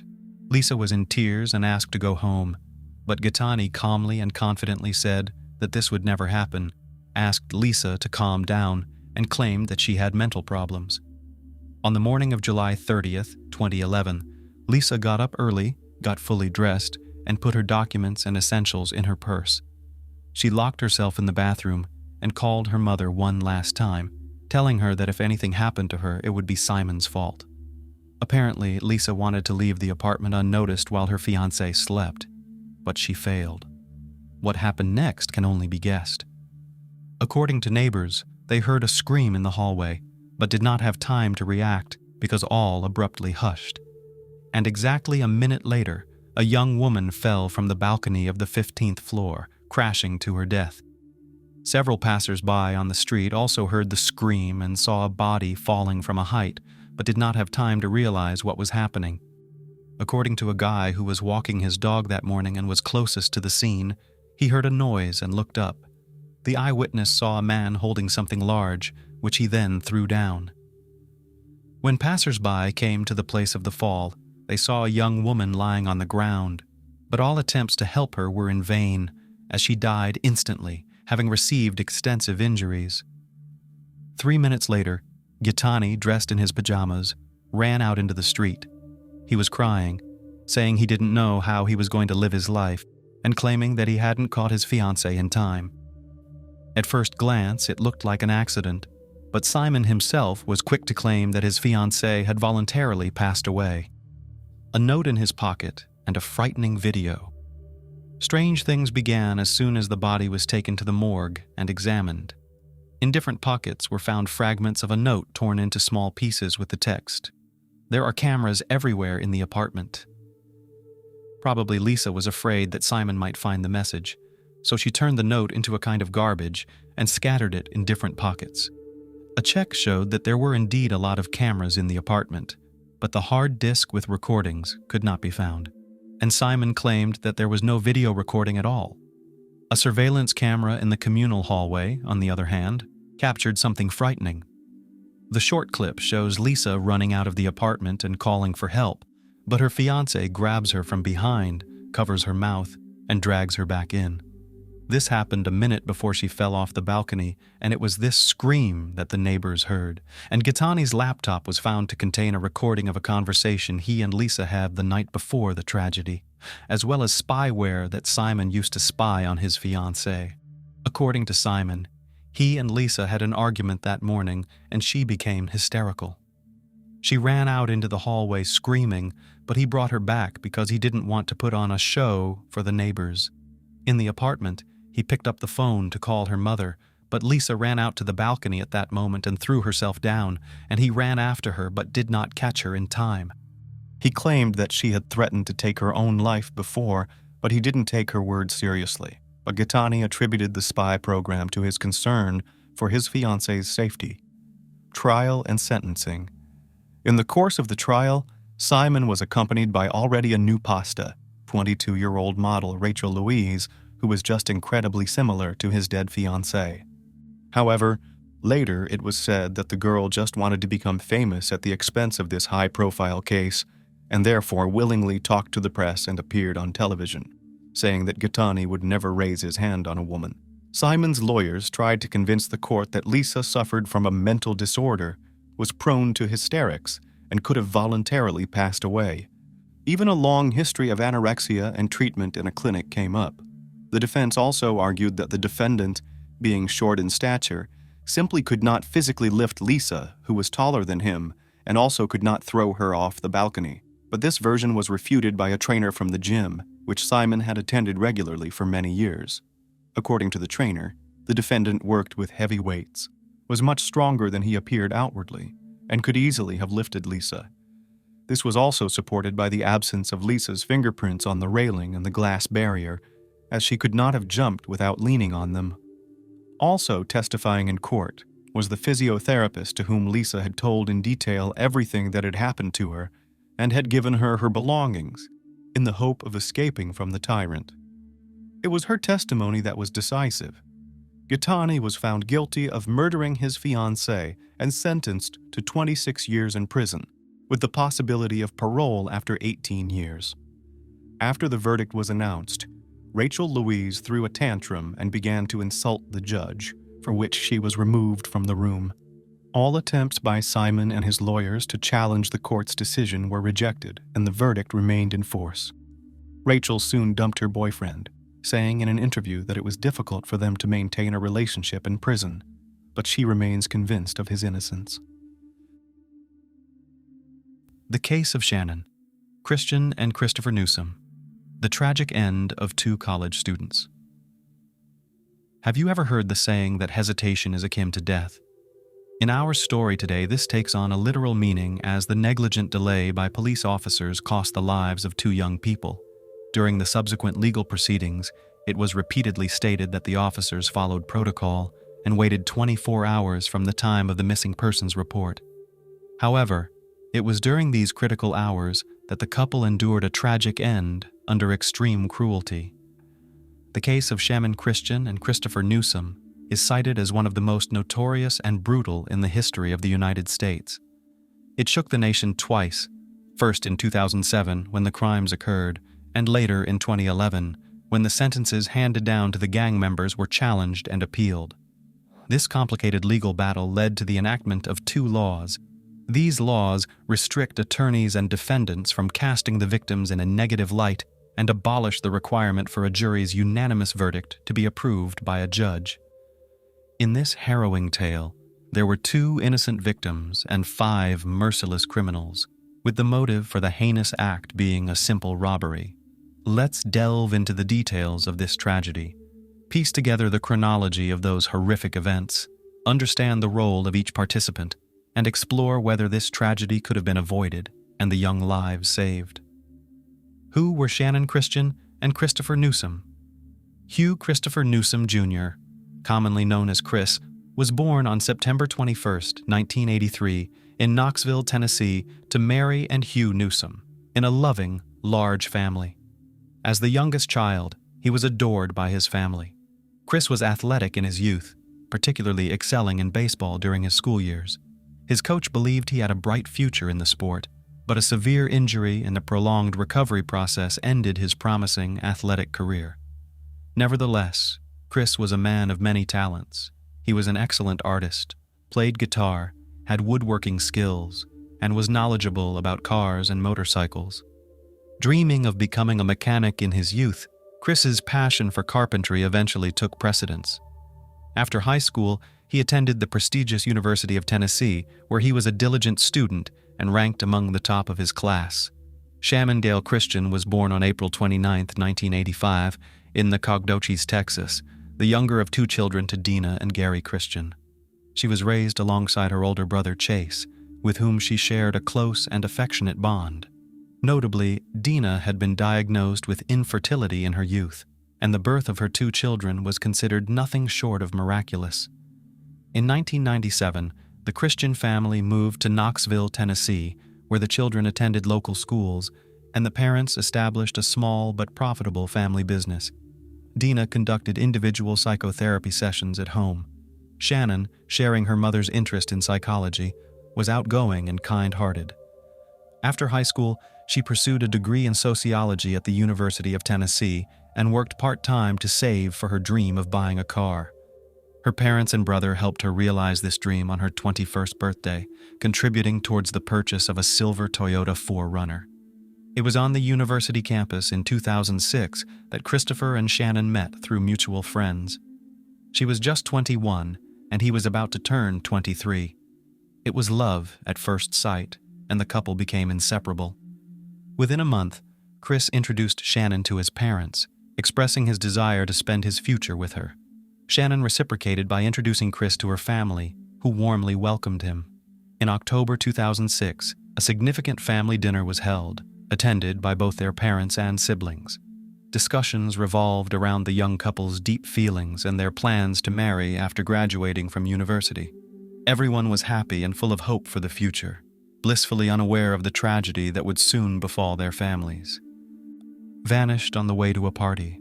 On January 6, 2007, Shannon Christian and Christopher Newsome were invited to a birthday party of a mutual friend. That Saturday, Shannon visited a beauty salon to prepare for the celebration, parking her car in a nearby underground garage where they planned to meet. However, Chris was delayed, leading to a slight argument between them as they were running late for the event. Their friends became increasingly worried when Shannon and Chris did not show up at the party. Known for their responsibility, it was unlike them to miss an event without notifying anyone. Attempts to reach them on their phones were unsuccessful. In desperation, Shannon's best friend repeatedly called her mother late into the night to check if everything was all right, but received no answer. The next morning, Dina, Shannon's mother, realized that her daughter had not come home. Initially, she was not overly concerned, assuming Shannon might have stayed over at Chris's place after the party. Besides, Shannon had a work shift on Sunday, so it was plausible she went straight to work from Chris's place. However, Dina's concern grew when she noticed several missed calls from an unknown number around midnight. Returning the call, she heard Shannon's friend's voice, informing her that Shannon and Chris had not shown up at the birthday party and were unreachable. This instilled fear in Dina, sensing that something terrible might have happened to her daughter and her boyfriend. Neither Shannon nor Chris was answering their phones, and Chris's parents were equally surprised, believing he was staying at Shannon's place. Further anxiety arose when it was discovered Shannon had not shown up for work either.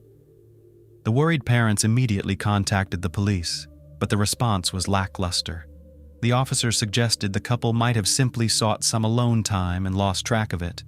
They also followed the protocol that an adult is considered missing only after 24 hours without contact. But for Shannon and Chris, those 24 hours were critical.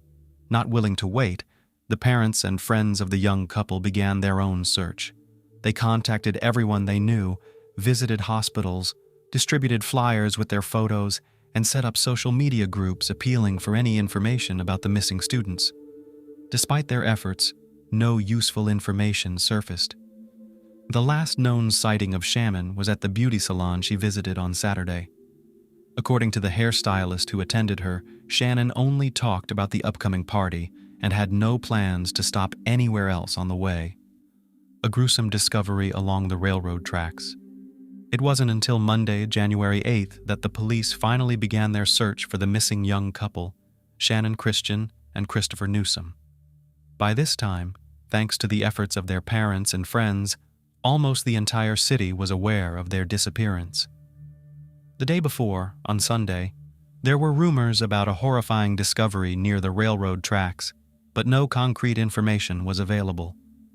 A railroad worker, inspecting the tracks in his assigned area, stumbled upon what appeared to be severely damaged human remains on the embankment alongside the tracks. The body was in a horrific state, with multiple injuries, and had been doused with a flammable liquid in an attempt to burn it. The police, responding to the scene, cordoned off the area and conducted a thorough examination. However, they were unable to find any significant clues or leads. After taking necessary photographs, the remains were sent to the morgue for an autopsy to determine the cause of death and to attempt identification, though it was clear that the extensive damage and effects of the fire would make this difficult. Forensic experts determined that the body belonged to a young man who had suffered a brutal death. The victim had multiple injuries inflicted while he was alive, indicating prolonged and severe assault. Almost all of his teeth had been knocked out or damaged by blows. He had been shot 3 times, twice in the back and a final, fatal shot to the head. Additionally, traces of seminal fluid from at least 3 different men were found in his body, along with distinctive tears, suggesting repeated violent assaults. When police checked recent reports of missing young men, Christopher Newsome fit the description in age, height, and build. The officers contacted his parents and requested DNA samples for confirmation, but strongly advised against personal identification at the morgue, as the burnt remains barely resembled human features. Unfortunately, the DNA analysis confirmed that the body belonged to the missing student, Newsome. The search for Shannon. Despite the distressing news about Christopher, Shannon Christian's parents still clung to the hope that their daughter was alive, possibly being held somewhere. Her mobile phone was last pinged on the day the couple disappeared in one of Knoxville's more troubled neighborhoods, a place they wouldn't have visited by choice. This indicated that they were likely brought there against their will, and Shannon might still be held in the area. In a secluded alley of this neighborhood, Shannon's Toyota 4Runner was found abandoned. It was in a terrible state, so much so that Dina and Gary Christian hardly recognized their daughter's car. The SUV was dirty, scratched, with broken headlights and deflated tires. All of Shannon's personal belongings were missing from the car, which was littered with cigarette butts, and the seats were torn and stained. The driver's seat was pushed far back, suggesting that a large adult male had been the last one to drive it. A crumpled envelope with the address 2316 Chipman Street was found on the floor between the seats, likely dropped by the perpetrator. A local witness reported seeing 4 African-American males driving the SUV that Saturday evening, a vehicle that stood out in that area. Fingerprints on the envelope led the police to Lamarcus Davidson, previously convicted for serious offenses. His residence, located in an industrial area near a wasteland, lacked witnesses. When no one responded to the police's knock and offer to surrender, they forced entry, hoping to find Shannon alive inside. Inside the house, they found Shannon's purse, a stuffed toy from her car, as well as Christopher's headphones and baseball cap. A knife with blood traces, torn and blood-stained fragments of women's clothing, and Shannon's lifeless body were discovered in the house's trash chute system, hidden under dirty sheets. She was bound in the fetal position and wrapped in 5 trash bags. Experts later concluded that she likely passed away in the early hours of Monday, January 8th. This tragic finding suggested that if the police had begun their search immediately after the missing persons report, rather than waiting for 24 hours, Shannon might have been saved. A horrific state of suffering. The condition of Shannon Christian's body was a horrifying sight even for seasoned forensic experts, as there was not a single untouched area on her. Shannon was covered from head to toe with bruises, abrasions, cuts, and cigarette burns. The numerous tears and injuries to her genital area, as well as her oral cavity and throat, indicated that she had been subjected to multiple assaults by several men. Shannon sustained a serious head injury and internal bleeding in the abdominal area, likely resulting from being kicked. Furthermore, the merciless assailants inflicted several penetrating, though not fatal, stab wounds on her and extinguished dozens of cigarettes on her skin. In a brutal attempt to destroy DNA evidence on her body, the perpetrators doused her with household bleach, paying particular attention to bleeding wounds and her genital area. She was also forcibly made to ingest bleach. After these torturous acts, Shannon, still alive, was wrapped in 5 trash bags and then shoved into a household trash chute covered with sheets and rags. She slowly suffocated and bled to death, helplessly trapped with no chance of escape or calling for help. 5 merciless perpetrators. Lamarcus Davidson, in whose house the mutilated body of Shannon Christian and personal belongings of the deceased Christopher Newsom were found, was immediately declared a fugitive. The police also tracked down another suspect, Eric Boyd, whose traces were found at the crime scene. Boyd was apprehended on January 11th without resistance and agreed to cooperate with the investigation, claiming he wouldn't go to prison for crimes he didn't commit. Boyd revealed that Davidson was hiding in a vacant house listed for sale and personally led the police to the location. Davidson, unprepared for this turn of events, was caught off guard and offered no resistance. Notably, at the time of his arrest, Davidson was wearing sneakers that had belonged to the deceased student. During interrogations, Davidson tried to minimize his role, portraying himself as a victim. He claimed that the couple had come to his house looking to buy banned substances, but were caught up in a conflict with his acquaintances. Davidson insisted that he left to avoid involvement, and the subsequent brutal acts occurred in his absence. Further interrogations revealed 3 more individuals involved in the case: Davidson's friend George Thomas, his half-brother Latalvis Cobbins, and an 18-year-old woman named Vanessa Lynn Coleman.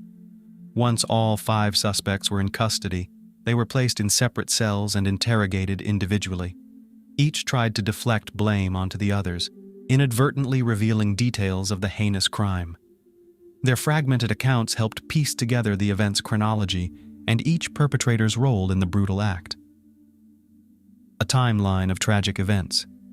Lamarcus Davidson, who had been released from prison on parole just a few months before these events, was desperately in need of money.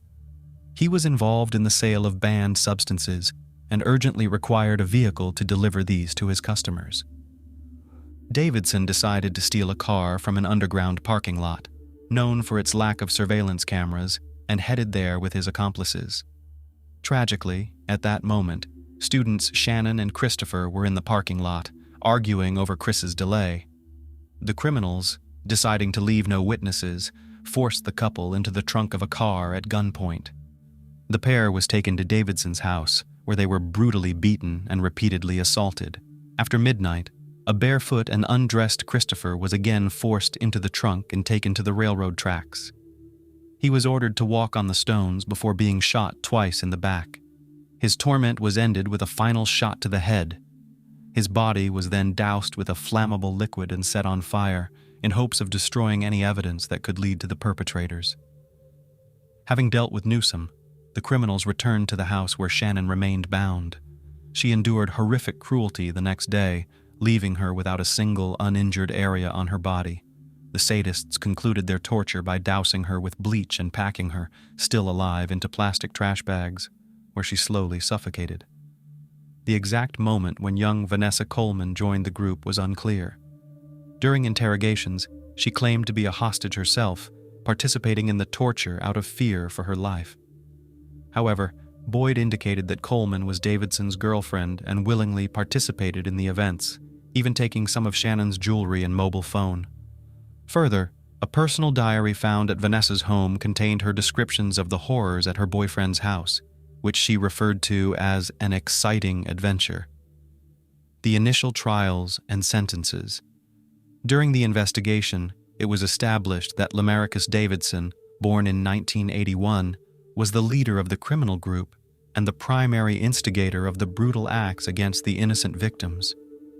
Davidson tried to deflect blame and downplay his role in the atrocities, attempting to shift responsibility onto the deceased themselves.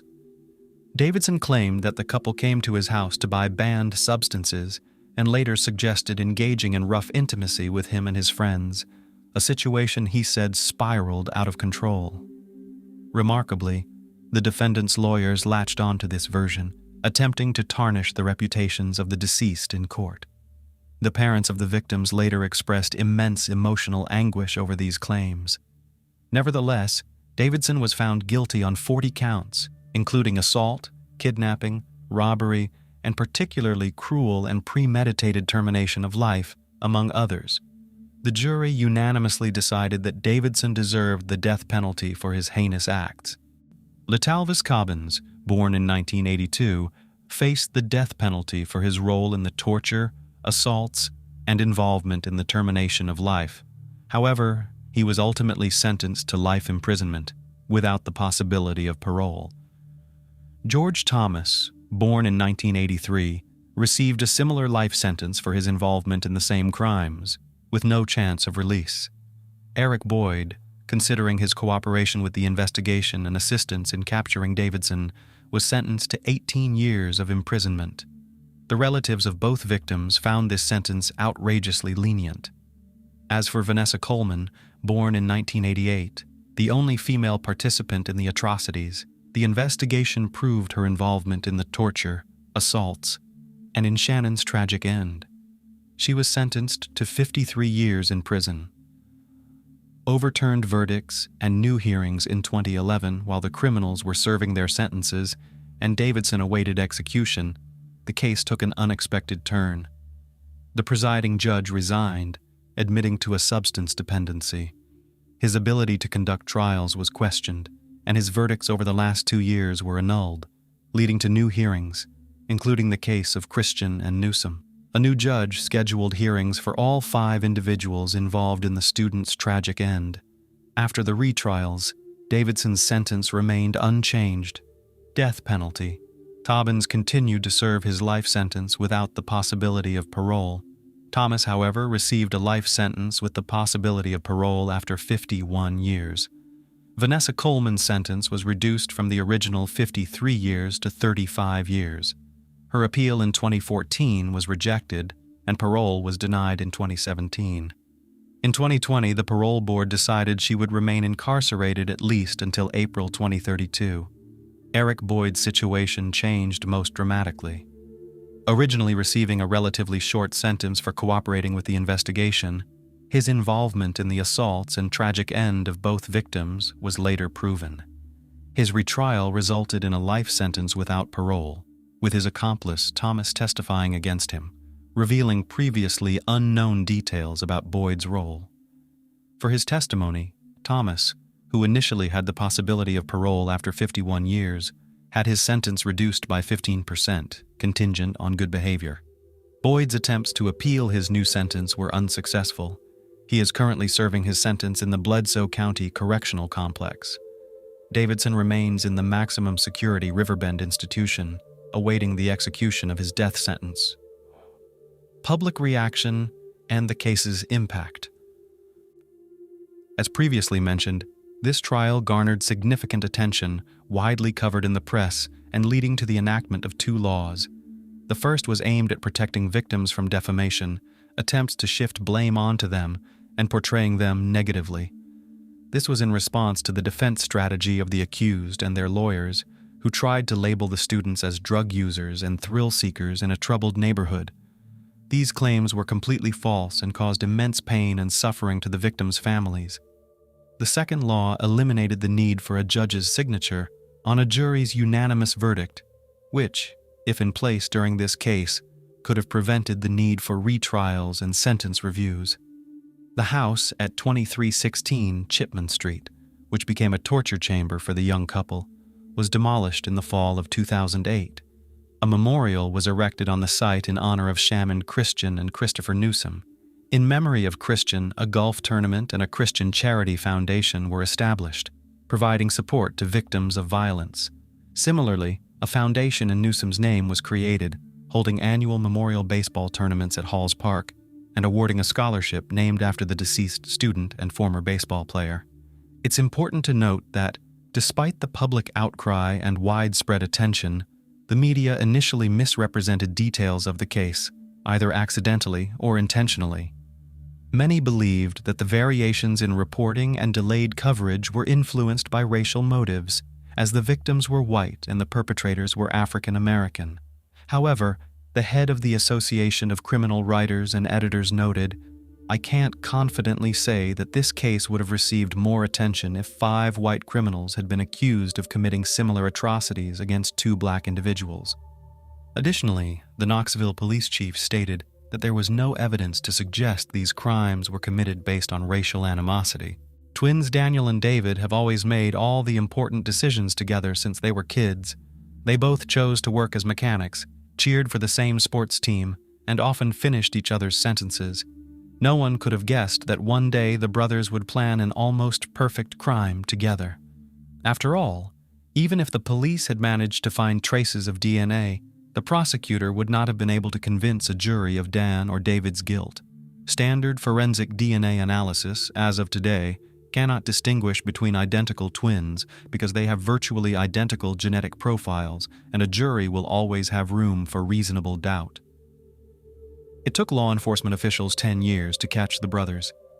It was only because David decided to make a deal with the prosecutor and testified against Daniel that the police were able to solve the case that will be discussed today.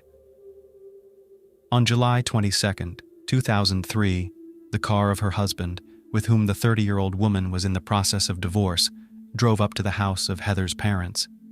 The final divorce hearing was only a week away. The man got out of the car with a huge bouquet of flowers and a card with a touching picture, heading toward the house, hoping that he would still be able to reconcile and avoid divorce. The reason to keep the marriage alive was not because of his great love for his spouse or his desire to keep the family cozy. Daniel realized the court decision to pay alimony will not leave money for his usual life. Perhaps he even lost the house. The man was desperately looking for a way out and expected to solve the problem with a bouquet of flowers and promises. The plan failed. Heather firmly rejected Daniel's proposal. The conversation turned violent, and Heather's father, Dave Springer, even had to intervene. Only after Dave promised to call the police did Daniel angrily yell that Heather was ruining his life and leave the house. Springer, a former member of the Denver Police Department, realized by some special instinct that his son-in-law was dangerous to his daughter. He asked her not to see him for the rest of the divorce proceedings. He would later say, "I was worried about what my son-in-law Dan DeWild might do as the final divorce approached." He wanted to keep things under his control, but control was slipping away from him, and he was becoming more and more desperate, more and more hostile. "I told Heather not to date him, and I didn't think she would, but she did." 2 days later, Dan called Heather and offered to pick up the children's medical records and a signed child support check. Initially, the now almost ex-spouses agreed to meet at McDonald's. The young woman did not want to be alone with her ex-husband and planned to meet in a crowded place, taking her 2 children, who were 5 and 3 years old at the time. She didn't say anything to the father, alerting only the mother to the meeting. Obviously, something went wrong. The plan changed, or she originally named the nearest fast food restaurant as the meeting place to appease her mother. But Heather went not to McDonald's, but to Daniel's home in Edgewater, Colorado, where he lived at the time with his identical twin brother David and David's then-girlfriend Roseanne. Heather felt that in the presence of the children, Jacob and Hannah, their father would not be aggressive, and he was not alone at home. And then the young woman disappeared. She was never seen alive again. Heather Springer was born on April 21, 1973 in Arvada, Colorado. The head of the household, David Springer, who worked for the Denver Police Department, was respected by his colleagues and was highly regarded as a professional in his field. The man did everything possible to make sure that his beloved wife, Carol, Heather, and her 2 older sisters, Rebecca and Jennifer, nothing needed. The family had a friendly, warm atmosphere of mutual understanding. For her sisters, their father was a model of masculinity, responsibility, and care. In her youth, Heather tried to build relationships with her peers, but nothing much came out. When she met Dan DeWild, who was 10 years older than her, she saw in him an adult, responsible, caring man, and felt as calm and safe as with her father. Daniel, being a mature man, was winning in Heather's eyes compared to his peers. The 23-year-old young woman fell in love without looking back. The couple began dating in 1996, and a year later, Dan made an offer, which Heather gladly accepted. She grew up in a family where her father, due to his professional activities, always showed control, and the same quality in the groom she automatically considered a manifestation of love and protection. Unfortunately, she was mistaken. The young couple moved to the town of Edgewater, Colorado, where Dan owned a home. 2 children were born to the DeWild family, Hannah and Jacob. Heather devoted herself completely to her daughter and son, doing the household chores. Dan, as the main breadwinner of the family, worked as a mechanic in the transportation department. However, in family life was not all cloudless. Gradually, the young woman realized that Dan's excessive control is not a manifestation of care and love.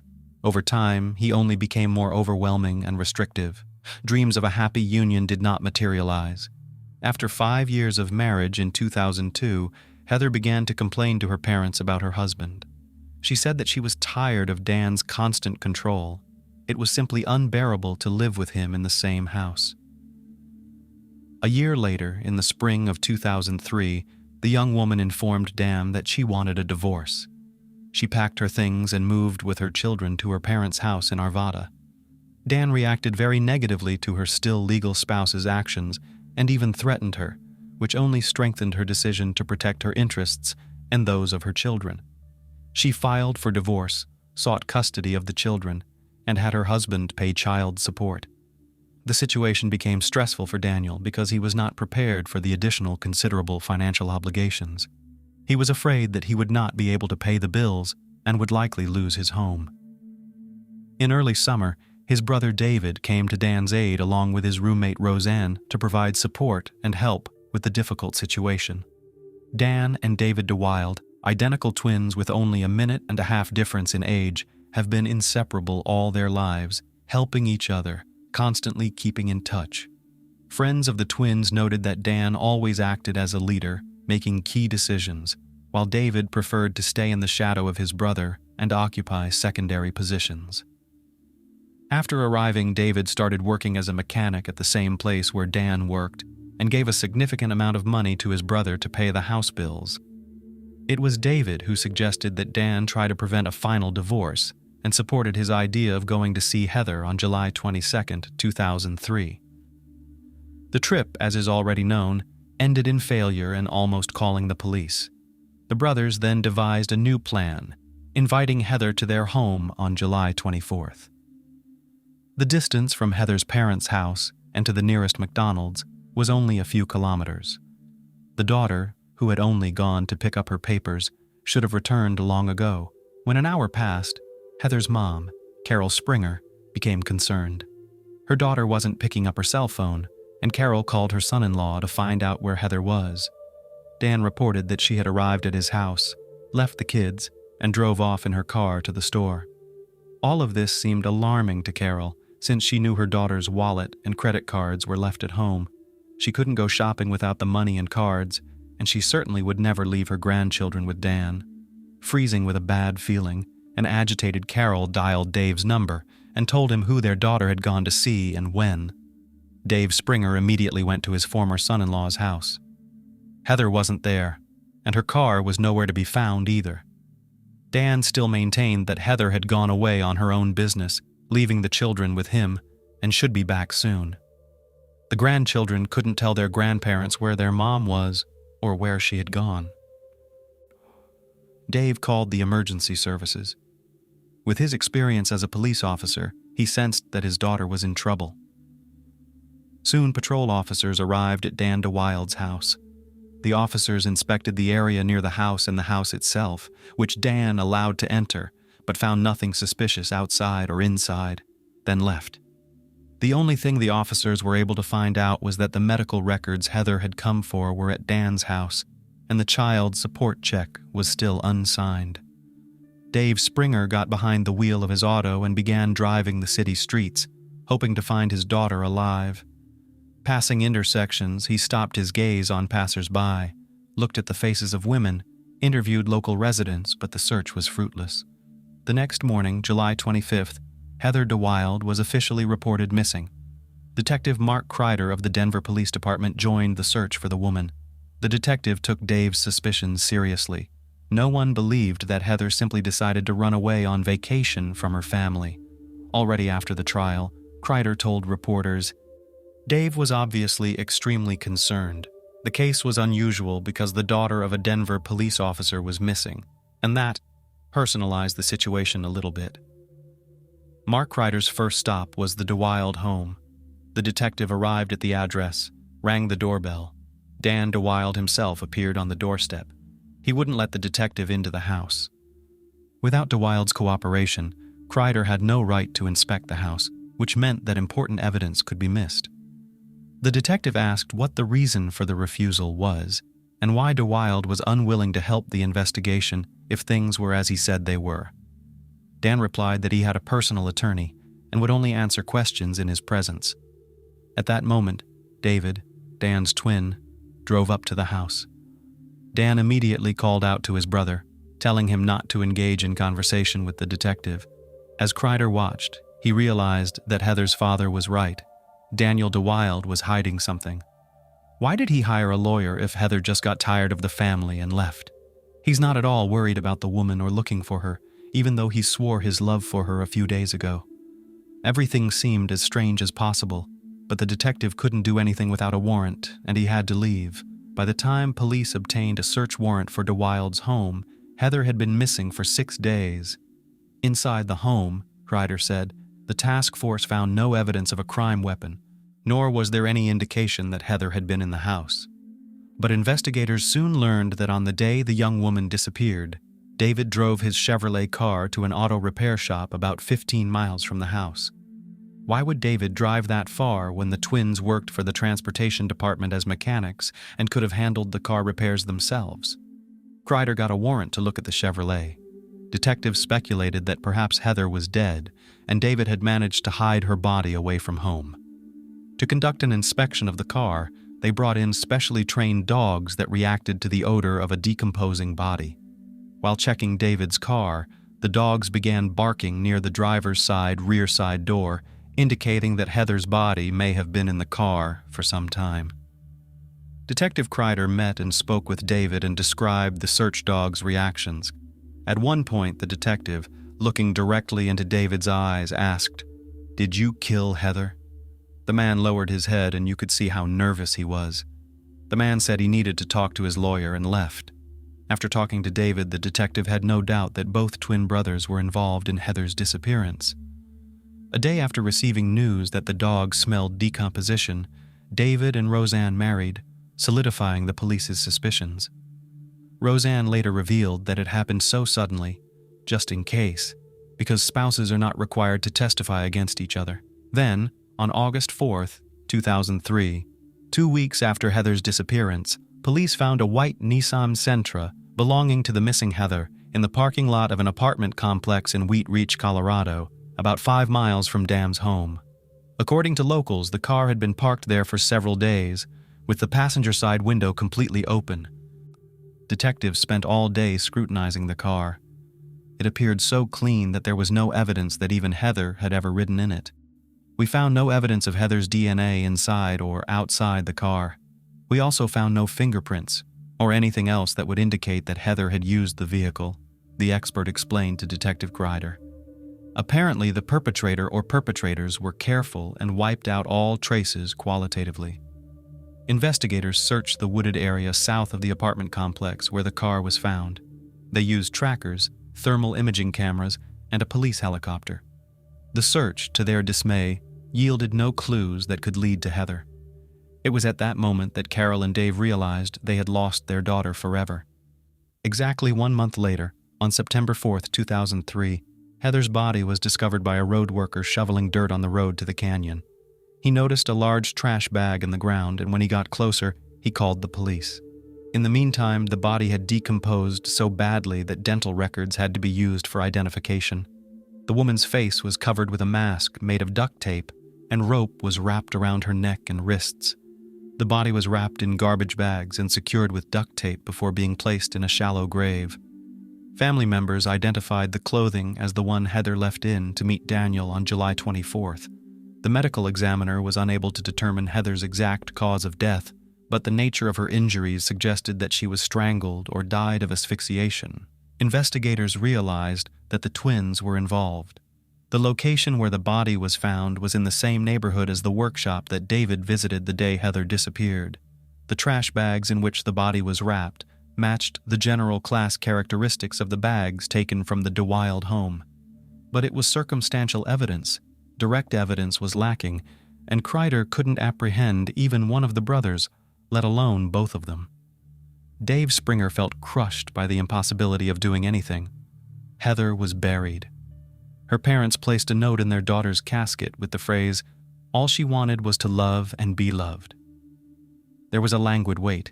No one told Heather's parents and sisters about the details of the investigation. It even began to seem to them that no one was dealing with the case at all. In fact, the investigation understood who was guilty, but the lack of evidence tied the hands of detectives. After 2 years, in 2005, in Denver changed the district attorney, who promised the Springer family to help in the investigation of the case. The formed investigation team once again thoroughly reviewed 1,500 pages of documentation and re-examined all the evidence and details of the case. However, these efforts yielded no new results. There was no physical evidence. DNA analysis did not reveal any links between the brothers and Heather's death. Detectives believed that in addition to the brothers to the case could be involved, and David's wife, Roseanne, who also lived in the house. But as an official spouse, she had the right not to disclose information about her husband, and so another 4 years passed. Heather's family still did not find a place. The father of the deceased admitted that sometimes he screams at night. He was sickened by the fact that Dan was sleeping peacefully on the loose, while their entire family was facing daily injustice. In 2009, the Heather DeWild investigation was taken over by Russ Boot Wright. The new prosecutor took the task with the utmost seriousness. In 6 years, the volume of documentation grew from 1.5 to 30,000 pages. There were 15 additional boxes with important details. After a while, a DVD of home movies caught the attention of the new investigative team. It turned out that during their marriage, Dan and Heather had engaged in unusual practices. Dan played the dominant role and Heather willingly submitted. Dan liked to tie Heather up. When detectives examined the home videotape, they discovered an important coincidence. The way Dan was tying Heather up in this footage was very similar to the way the woman was tied up when her body was discovered. Detectives also identified Dan's profile on a dating site where he listed himself as a widower, even though Heather was reported missing at the time and her body had not yet been found. During the investigation, they were able to find a witness who had seen Dan, David, and Roseanne early one morning, near the spot where Heather's body was later found. In addition, thanks to new technology that has emerged in recent years, experts were able to reinvestigate phone conversations between David, Daniel, and Roseanne on the day of the crime. All three made 14 calls to each other, and detectives have now been able to find out the geographical location of each caller. David's cell phone was used right near where Heather's car was found, and from there he called his brother, and then Roseanne. Combining all of the information obtained, detectives brought the perpetrators to justice. With only circumstantial evidence, more than 8 years after the crime was committed, Dan, David, and Roseanne DeWild were arrested on December 14, 2011. Each was charged with first-degree murder and conspiracy to commit first-degree murder. As prosecutors prepared for trial, investigators hoped to somehow provoke the DeWilds. They hypothesized that Roseanne might be the weak link and tried to turn her against the brothers. It didn't work. The woman continued to claim that neither she nor the twins were involved in the crime. Dan, David, and Roseanne spent 8 months behind bars awaiting trial. The first to break down was David. 9 years after the crime, the man confessed that Heather took the life of his twin brother Dan. Maybe it was the arrest, the billing records, or maybe he really loved Roseanne and wanted to get her out of harm's way by making a deal with the prosecutor. Or maybe he just analyzed everything and chose freedom after 12 years rather than waiting a lifetime for sentencing. Either way, David took the deal. If it wasn't for his testimony, the brothers probably would have gotten away with the crime. David gave all the gruesome details. According to the man, his brother Dan began planning the crime back in April 2003, after he was ordered to pay child support. He carefully thought out every move he made. When Dan told David about his plan and asked for help, he said that in case of refusal he would still get rid of Heather, but only alone. David admitted that he was afraid for his brother. He thought that Dan couldn't do it alone. He would be caught and put in jail immediately, so David agreed to help. According to the plan, Heather and the children arrived at noon on July 24th, 2003. When Dan went to meet them, David allegedly tried to stop his brother, but he didn't listen. While the children played in the house, Dan took Heather to the garage, promising to return the now almost ex-wife's joint videos, which were allegedly stored there. In the garage, Dan grabbed Heather by the shoulders and threw her to the floor. According to David, he could have prevented the crime but didn't, continuing to just stand there and watch in silence. His brother took a hammer from the shelf and struck Heather several blows to the head, rendering her unconscious. Immediately after that, Dan took a rope, tied his wife up the same way he had tied her up during their intimate games, but this time he made a noose around her neck as well, and then suspended her from the garage roof. Dan's plan was that he wanted to make it look like his wife's death was an accident during their role-playing sessions. Leaving Dan in the garage, David drove Heather's car back to the apartment complex parking lot and thoroughly wiped the car down inside and out. By the time David returned to the garage, his brother had already wrapped his wife's body in garbage bags and placed it in the back seat of David's car. David checked the woman's pulse and made sure she was dead. He then got behind the wheel of the Chevrolet and drove to the pre-planned location where he was going to bury the body. Heather might never have been found if it hadn't been for a transmission problem in the car that forced him to hide the body elsewhere on the way to the canyon. Because David had to stop by an auto repair shop to get his car fixed, the investigation got clues about the car's movements. When asked by the investigators how the brothers managed to get rid of all the evidence so professionally, David said that they regularly watched crime programs on TV, and they gave a lot of information on these issues. For example, they used double gloves to leave no traces. David DeWild had to take a polygraph to confirm the veracity of his testimony. After the test, prosecutors offered him a deal. David pleaded guilty to conspiracy to commit second-degree murder and received 12 years instead of life in prison. In November 2012, Daniel's trial began at the Jefferson County Courthouse. David testified, blamed the crime entirely on his brother, rehabilitated his wife Roseanne through his testimony, apologized for all the pain he had caused to Heather's family, and received 12 years. Daniel pleaded not guilty and continued to insist he did not know where Heather went after she allegedly left the house. His defense claimed that Heather took his brother David's life. After all, by his own admission, he was the one who disposed of the car and the body, but the jury didn't believe that version. They found Daniel guilty of conspiracy to commit a first-degree felony, but couldn't decide if he actually did it. Because of this, the judge set a new trial date. Just a month later, fearing he would end up in prison with no chance of parole, Dan accepted a plea deal, pleaded guilty to a second-degree felony, and waived his right to appeal. He was sentenced to 74 years in prison, which he continues to serve in Colorado State Prison. He will become eligible for parole in May 2045. His mandatory release year is 2084, when he will be over 100 years old. Daniel DeWild will likely not live to see that date. After the trial, prosecutor Raz Boot Wright said at a press conference, "Looking at the dynamics of what happened, it's pretty clear that Daniel set David up. He was in control of the situation. As for Mary Roseanne DeWild, we ultimately concluded that her knowledge of the events was less than previously thought. The case against her is dismissed as there is no reasonable likelihood of her conviction at trial. Roseanne continues to maintain that she didn't suspect anything and is waiting for David to be released." After Dan's arrest, Hannah and Jacob were taken into foster care by their own grandparents, Heather's parents. Dave Springer, Heather's father, has finally begun to sleep well at night.